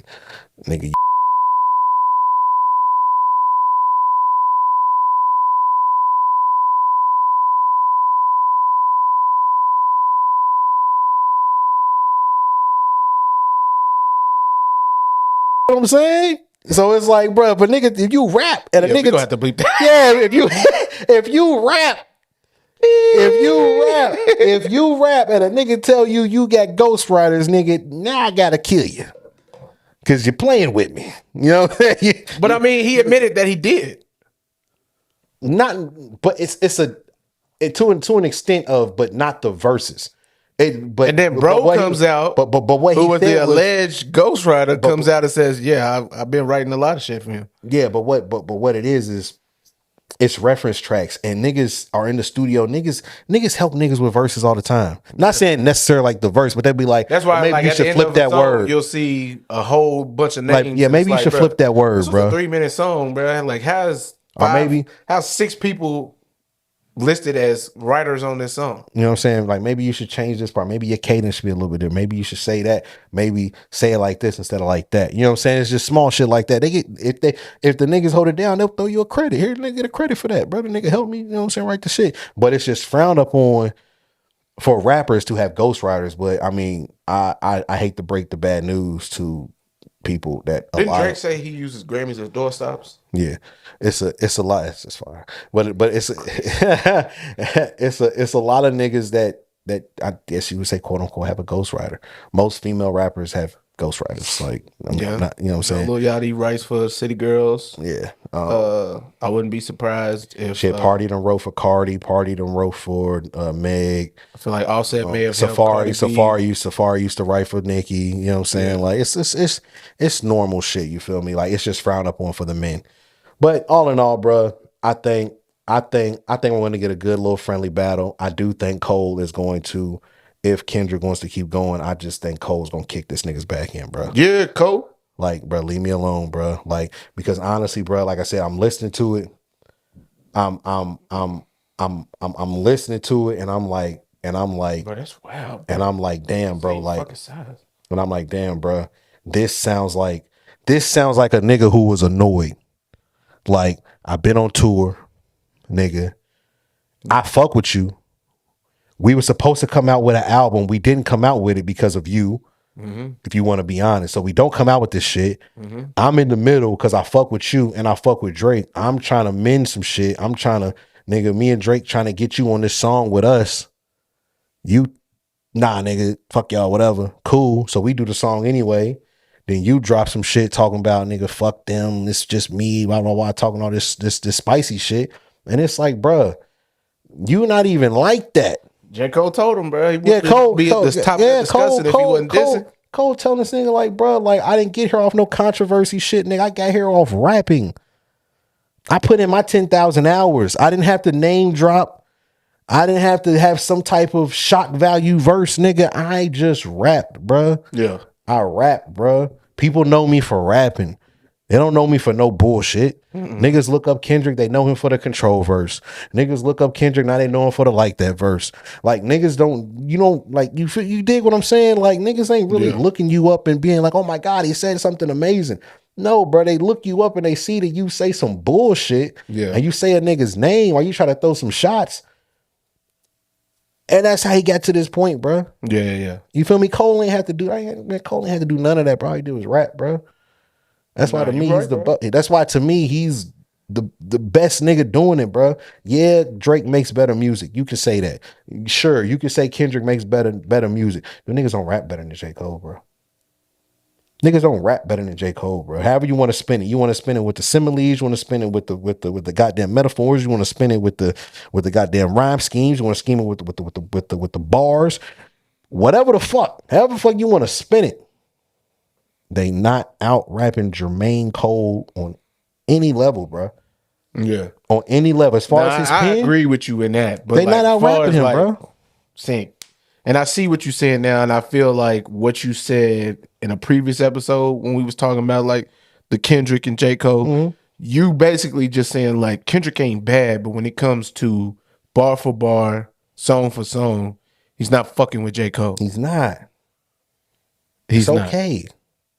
I got you now, bro. It's okay, bro. Bro, you can argue up and down. Motherfuckers can argue. Like I said, the easiest way for me to equate this shit, bro, we can keep it in some basketball terms, bro. Let's talk basketball. Basketball, that's baby. Cool. That's cool. You can talk about goddamn Jokic.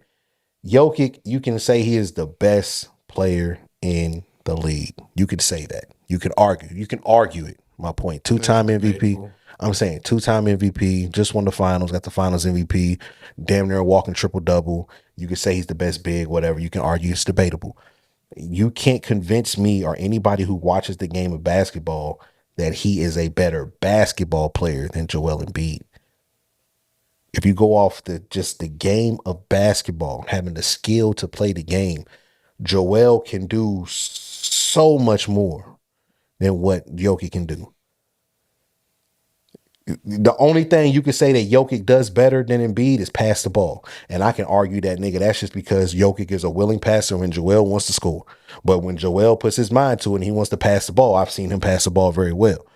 Now, I will give the edge to Jokic, but I don't think Jokic is that much of a better shooter than Joel. I don't think Jokic finishes in the paint better than Joel. He's not a better scorer than Joel. He's not a better rebounder than Joel. You could say it's a push. He doesn't play better defense than Joel. Does he have better IQ than Joel? You can argue that. You know what I'm saying? But my point is, if you ask people, Jokic is the best player in the league. But if you just look at being at the ability to play basketball, like if you go to a 5-on-5 court and you could take the top NBA, nobody 5-on-5, a lot of people, you're not gonna pick Jokic. Yeah. It's pick up basketball. You're not picking Jokic. Yeah. You're gonna pick your LeBrons, you're gonna pick your Jazz, you're gonna pick your Steph, you're gonna pick your KDs. Like, you know what I'm saying? It's just because it's the skill of the game. It's a little bit different. You're gonna pick your Kyries, it's a little bit different. So when I'm looking at Cole, I'm like, bro, that's Kyrie Irving, bro. Yeah. Excuse me. Yeah, you can argue your Ja Morant. Ja's phenomenal. You can argue your Shai Gilgeous-Alexander. He's phenomenal. But for the skill of basketball, what this nigga Kyrie Irving, bro, I've caught myself watching montages of this nigga Kyrie just doing layups, bro. And I'm like, this is art. And I'm not even a fan of the nigga, bro. This is a work of yeah, I'm watching, I'm like, bro, this nigga. No, but I'm watching, I'm like, bro, this nigga is I'm like, this nigga's doing some bullshit. Like, how is he doing this? I'm like, nigga, I can't even if I'm not a fan of this nigga, you appreciate it. Right. You feel me? So when I'm listening to Cole, when I see Cole doing his thing, bro, I appreciate it because I can tell that nigga put in the work, bro. That's the 10,000 hours that I was speaking of. Like, you can see it, bro. Like we can go back to Tiller. Like, Tiller is naturally gifted. Right. So I think that played a part of him not wanting as much as other people. But when I look at somebody like a Tory Lanez, Tory is gifted, but he's not as naturally gifted as Tiller. But Tory put in the work, bro. Tory was active. I'm a rap. I'm a sing. I'm a do this. I'm a do that. I'm a go here. I'm a go there. And it's like, nigga, you couldn't get away from Tory at one point. This nigga was everywhere. Right. Because he's putting in them 10,000 hours, bro. It's like, nigga, I'm going to get up as many shots as I can because I want to be great. I want to be better. And the same thing for Cole. Like, I'm watching this nigga, bro. I'm like, bro, I know this nigga probably gets home and one of his favorite activities to do is probably to rap. Like, bro, this nigga goes home and raps. Like, he goes home and writes. Like, that's what this nigga does, bro. This nigga sits in a room. Say, man, I'm hungry. This nigga said, I'm finna take the peanut butter, put it on the bread. Like, he's just always like, get the jelly, yeah. Like, and maybe not to that extent, but you get my point. To the head. But what I'm saying is, like, he takes time out of the day to rap and write. That's what I'm saying. Like, it's not saying he just raps and writes all day, just whatever, rhyme and shit. But he really says, all right, cool. At 6:30 today, I'm going to take 30 minutes to sit down and write some shit. Yeah. Rap some shit. Put some shit together. You feel me? Like, how can I make this? Like, nigga, that fucking illiterate bar, fucking mind-blowing, bro. The fucking Joel bar. Like, it's like, nigga, if you not in tune with the shit, bro, you're gonna be like, whatever. But no, he was talking crazy, bro. And like I told you, bro, like, a fire versus fire is when you can take that verse and put it on paper, put the verse on paper and read it, and you'd be like, oh, okay. Whereas you put some shit on paper and you gotta perform it to understand it. Completely different, bro. Yeah. Completely, to me, it's completely different. Mm-hmm. Because you got one, it's gonna sound good regardless. I can rap it or I can just write it. You're gonna get this motherfucker. And the other one is just like, you know what? I gotta hear it. Yeah. It on paper, it just don't. I gotta hear it. Yeah. And then you hear it, and it's like, oh, okay, now it makes when the person performs it, I can catch the parts I'm supposed to catch. Whereas when a motherfucker that's really into it, you can read it or you can hear it, but you know what's going on. So I don't know, bro. That's just how I feel about Cole, bro. I'm. That's your man, 50 grand. Oh, 1,000. 1,000. Wow. 1,000. You feel me? Yeah, to the. You know what I'm saying? To the end, to the death of me. You feel me? That's that. He's the GOAT, bro. 1,000. Wow. He's the GOAT, bro. Like, I can't. I mean, I don't know, bro. Explain it. I don't know, bro. I don't know, bro. Well, you got anything else, bro? As far as on that, nah. Anything? I think I've said enough. I mean, with that subject, yeah. I don't think there's any more you can say. Man, nigga trash. Yeah. There we go. Yeah, let's start there. Let's do your homework. Do your homework on Kendrick Lamar. Let's start there. That nigga trash. If you want to keep it really real. Because it hit different. It do. Bro, I seen the motherfucker saying like that nigga jacked his hoe, like saying and shit. He stole that shit from SZA from the song Hit Different. Hit different. Now it's just like, nah, when that song come out? Before he did. I don't think I've ever heard that song, to be honest with you. You ain't never heard Hit Different? I don't think so. I'm not a SZA connoisseur, but I'm the last nigga to ask about SZA. I don't really pay attention to her. You know what she looks like? Which version? Okay, never mind. Before. Well, there's been another before or after. You know what I mean? Soldieries. The surgeries. the doctor. The doctor visits. The doctor visits and which is crazy though. I definitely, bro. Never mind. Never mind. I'm not gonna say. Yeah, but we have to. I already got a beep on every room. Just remind me. I should have timestamped that so I can beep the other. You know what I'm saying? The Autobots and the Decepticons. What's up? All right. So, got anything that's got to relax, bro? No, not anything in particular. Well, but I do. Okay, I'll let you go ahead, and then because I talked enough. What's got to relax? Let me tell you what's got to relax. Ladies, you do too much, and let me tell you why. Talk to the host. Let me tell you why. So I was watching the movie Mulan, and I was watching porn. Ladies, you got to relax, and let me tell you why. I was watching the movie Mulan, the animated version that is, and I'm watching that movie, and I understand she was trying to find herself. She was trying to find purpose and all of that. And her father gets called to the war. He gets drafted, who has no business being drafted for a war at that. She takes his place in the war, goes to training camp, and gets kicked out. The job is finished. Her purpose for going and doing what she did, she succeeded in it, but it wasn't enough. She went on further to then get half her army killed, defeat Sha Nu's army with an avalanche, get half of hers killed. The Emperor still gets kidnapped because they pop up out the snow like daisies and shit, and they make their way on him and his real dogs. And her reward for it all, she ends up saving the day, which was good and all. But her reward for it was a medal and Sha Nu's sword. She brings it home and presents it to her daddy. Now, for me, I'm looking at that and I'm just like, dude, now I get it. For movie purposes, we got to have a story, but the movie could have ended there. But it just, Yeah. I kept dwelling on that, bro. And I was just like, females have to learn how to relax, bro. They gotta relax, bro. They do too much. And I was just like, that shit is just so mind-boggling. And I was just dwelling on it. And I was like, bro, that's gonna be what's gotta relax for me in our next episode, because it was just crazy. It was just wild to really think about. But let me know how you feel about that. Dre, you got anything that needs to relax, bro? Yeah.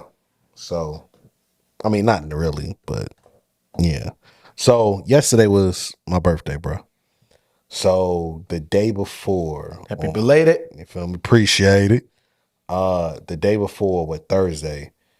Actually, I really decided this like a week ago. But I told myself, I was like, by Thursday, I plan on like doing a soft exit from like social media, group chats and shit. I wasn't gonna leave. I wasn't gonna announce, oh, nigga, I'm deactivating. I'm just gonna not really get on the internet.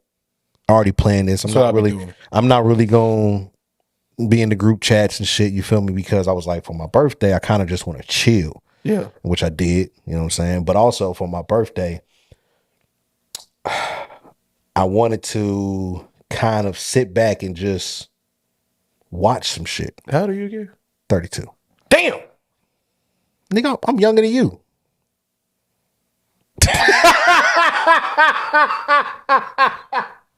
The fuck? Nigga, I'm younger than you. Nigga, what the fuck? But look. So I'm like, all right. So I'm like, let me take a step back.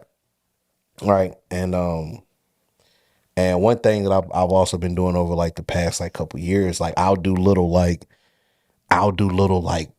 self studies. So I'll move a certain way on doing something, and then I'll dial it back and I'll see, okay, how does this feel? What's happening? Is anybody reacting? Boom. I'll say something. Anybody reacting? Boom. I won't say nothing. Anybody reacting? Boom. Like I'll do certain shit like that. Like, you know what I'm saying? Like just let me see what's happening. You feel me? And I got a homie, bro. He's been telling me this all the fucking time. Like we'll have a conversation. I'll talk about some shit. And I'm like, bro, nobody's paying attention. You You know what I'm saying? Not saying but I'm like, nah, bro, I can say this shit or I can get some of this shit off on Twitter or on the podcast or whatever, because niggas ain't really paying attention to certain shit. Like, it's whatever. He's like, no. He's like, nah, bro. Niggas pay attention. He was like, they might not tell you. They might not show you. He was like, but they pay attention. They see shit or somebody will tell them. He was like, I'm telling you, bro. You'd be surprised. Niggas is paying attention. So when you getting your opinion off and you doing certain things, you saying certain things, he was like, don't ever think that niggas are not paying attention or niggas don't value what you got to say. And I'm like, all right, that's cool, bro. You've been saying that for a minute. That's cool. But I'm like, all right, so let me see. So I was like, all right. So I told myself on Monday, I was like, by Thursday, I'm doing a soft exit bomb. Now, mind you, I knew Tiller was coming out. I knew it was coming out 2 weeks ago. It was coming out my birthday. I was like, that's cool. And I already told people I was going to listen to it and let them know if he want my fandom back. He didn't want my fandom back, but it was a very good album. I didn't know Cole was going to do what Cole did. So when Cole did what he did, and mind you, I'm playing 2K at this point. So it's midnight. I'm looking at my phone. I'm seeing my phone kind of blowing up, but I'm like, bro, all right, whatever, niggas, is whatever. You know what I'm saying? I'm not really putting two. And then I see one of my WhatsApp group chats, niggas is like, Cole just dropped. I'm like, oh shit. Yeah. He dropped the album. I'm thinking it's the fall off. I'm thinking it's the fall off or it's the diss. Comes out, it was. I thought it was the fall off too. See, so I go look. It's the might delete later. I know he gave us the snippet. The snippets. A couple weeks ago. He been giving little snippets. So boom, he gives us the tape. The might delete later. Which the full song to that snippet is crazy. Yeah, with the so he gives us the tape. The diss is at the end. I'm like, oh damn. So niggas is in chats. Where Dre at? Niggas is tagging me. Yo, where the fuck you at? So one of the homies called me like, bro, what's up? It's like, he live on the West Coast. He's like, bro, where the fuck? Like, what you in the chat? I'm like, bro, I'm chilling, bro. And he was like, man, you see Cole drop? I was like, yeah, I seen, bro. I checked out the shit. He got off, you feel me? I was like, I ain't listened to the whole thing. I just jumped to the joint. I'm gonna listen to the whole thing, get to it, everything, whatever. So we talked about it and shit, whatever. Wake up, I got some shit to do Friday morning. One of the other homies called me, yo, nigga, where you been? I'm like, yo, what the fuck? So now niggas is calling, you feel me? Niggas is tagging me, you feel me? And I'm like, bro, it's my birthday. I'm not engaging. And now I'm really like, oh, I'm definitely not engaging in nothing. Cause I ain't gonna do nothing but argue. I ain't gonna do nothing but have to defend my opinion and shit. I'm not doing that shit. Oh, not on my birthday. Not on my solar solstice past the sun again. I'm not doing that again. It's what, solar solstice. Not on my solar solstice day of past the sun. My next trip around the sun. Yeah, you feel me? Like, not on my supernova day. Never. You know what I'm saying? Never that. You feel me? So I'm like, bro, I'm chilling. I'm cool. I wasn't even really fucking with Twitter. I wasn't even fucking with IG. Like, I might have been on the timeline for little 5-minute increments. Boom, then I'm hopping off. 5-minute boom, I'm hopping off. I ain't really sending no links. I ain't clicking no links. You feel me? Like, if you didn't call my phone directly, or if you didn't text me directly, I wouldn't fucking with it. Cause I was like, no. So in the midst of that, I realized, I said, damn, bruh. People do fuck with me type shit to a certain extent, whether it's good or bad, but people do fuck with me. Mm-hmm. People do want to know what I think. People want to know. People do want to hear. People want to know what I think. So I say, you know what? Going forward, I got a new rule.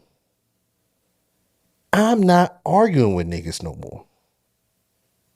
I'll put out my opinion. Mm-hmm.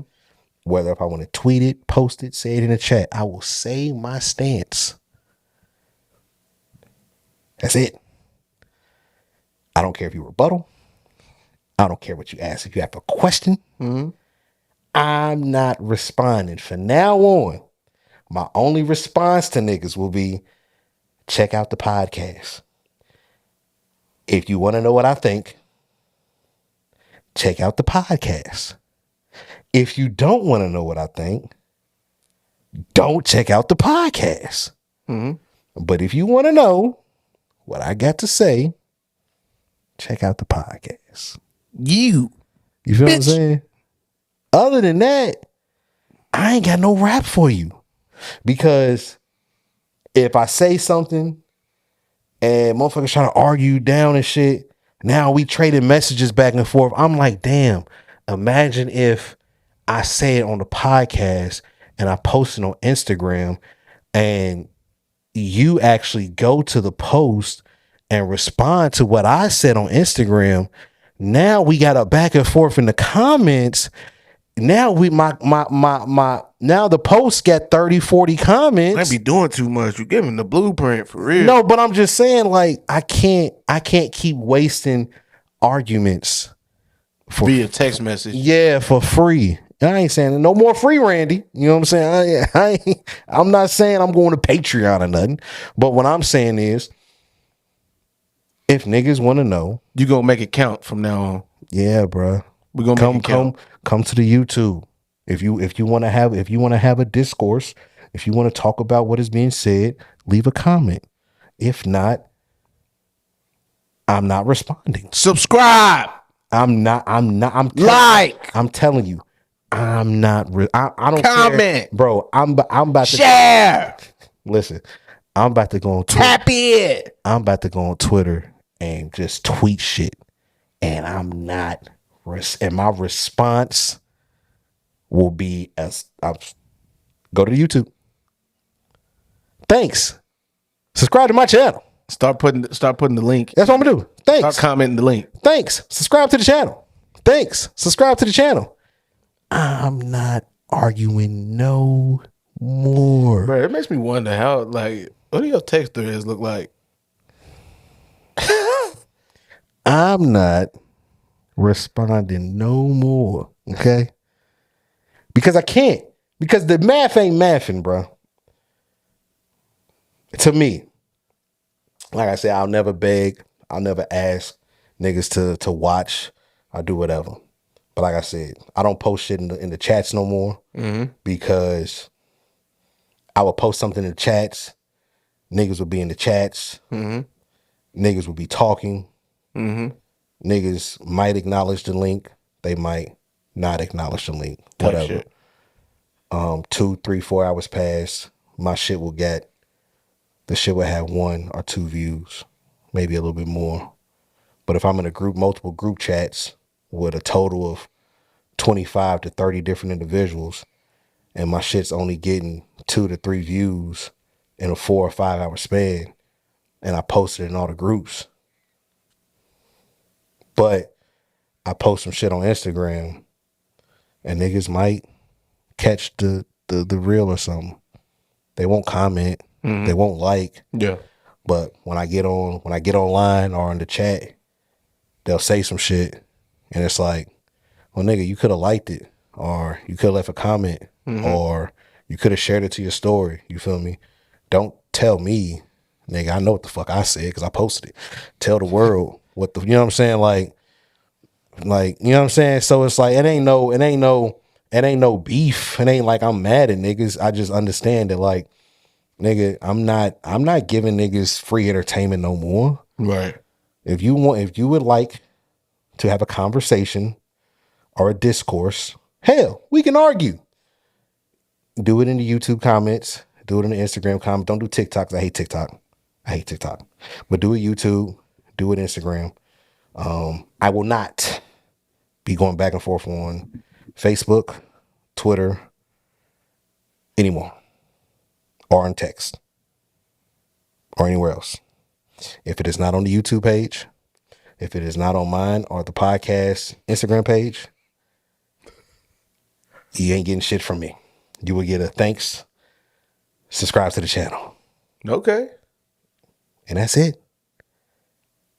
That's all I got for niggas, bro. I think I've hit that point where I really don't give a fuck. Bro, you know you starting to go like a little crazy when you start whispering. A little bit. A little bit. You got this look in your eye. A little bit, yeah. No, kind of unsettling. No. Because it's a look of intenseness. Because I'm dead ass serious. I'm really not fucking with niggas. So, for layman's terms, he's breaking up via text message to pursue a relationship with YouTube and Instagram. Yeah. So don't call me, text me. I don't care if it's a group chat. I don't care if it could be WhatsApp. It could be GroupMe. It could be Facebook Messenger. It could be an Apple group chat. It could be an Instagram group chat. If you see me in public, not arguing. Yeah, then you get ran down on at like the Drake concert.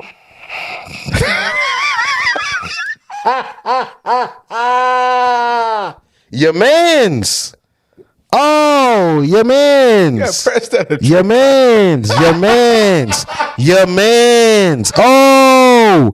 See, that's why I got a problem with Kendrick, bro. He thinks he got these niggas gassed up. What was that? What was that? And it wouldn't. And I ain't even gonna say it was like a press. You feel me? Because that's crazy. Press is crazy. That's crazy. I'm not gonna throw that on. And it was like, I'm not gonna throw that on, bro, because I don't know, bro. That's your man's. I don't know, bro.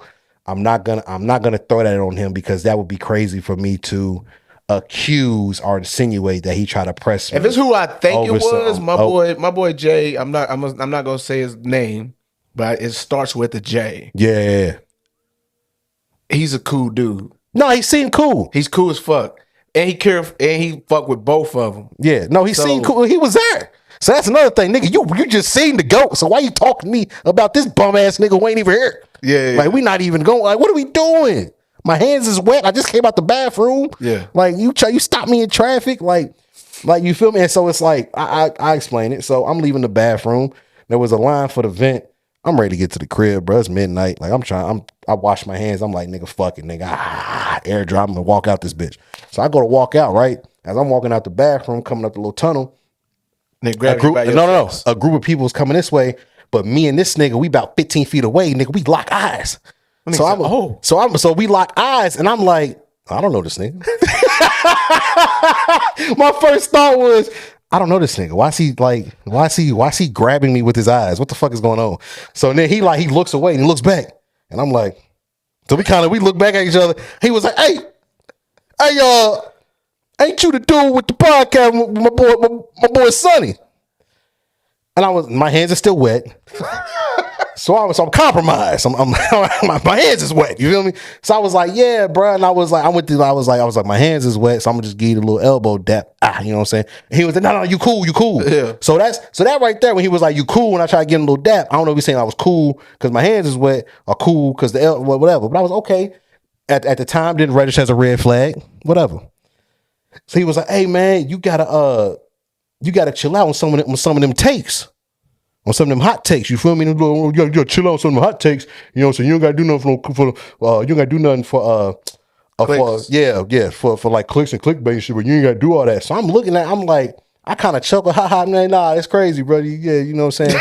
so I was like, you know what I'm saying? Like, that's crazy. That was the hot. And then he kind of like doubled down, like, nah, like, you gotta relax. So I'm like, he really stepped on it. So I'm like, nigga, it's my opinion. What the fuck you mean? So I'm like, my hands are still wet. my hands are still wet in this very moment. Get into an argument with wet hands. I was just thinking to myself, I'm like, bro, what the fuck, nigga? It's my opinion. So I was like, all right, nigga, yeah, nigga. I gave him like a little Chris Paul little laugh. He's walking, what the fuck?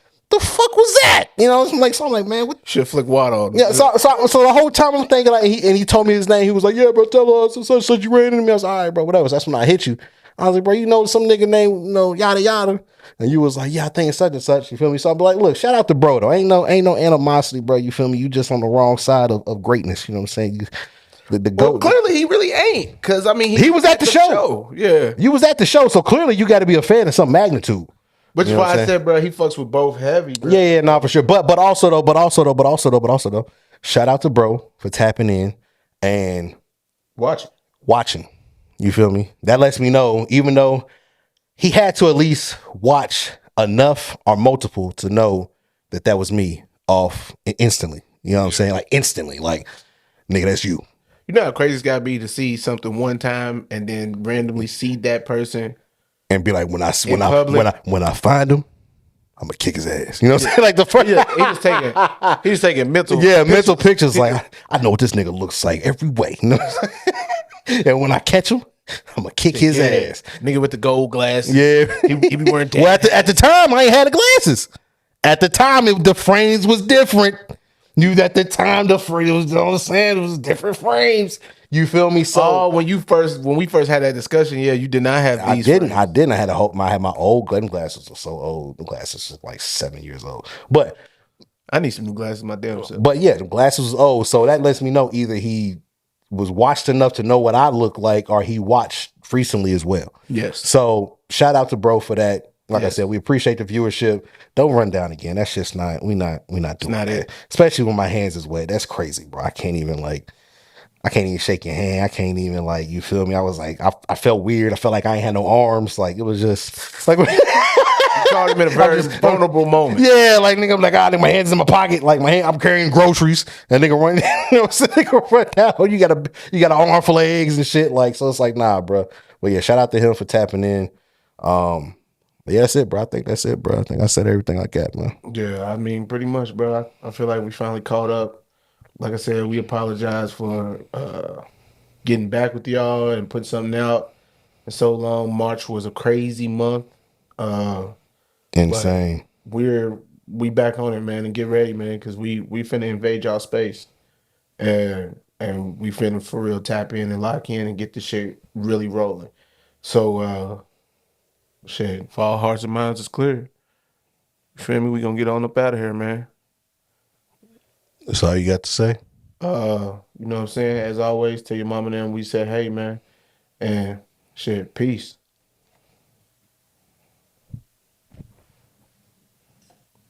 Flabber. Hey, bro, that picture was sick. Yeah, bro, that nigga look crazy, bro. Picture was sick. Oh, bro, shit, nah. What if I told you it was recording? I'd be weak. Nah, but I seen the red every time I was about to say every time.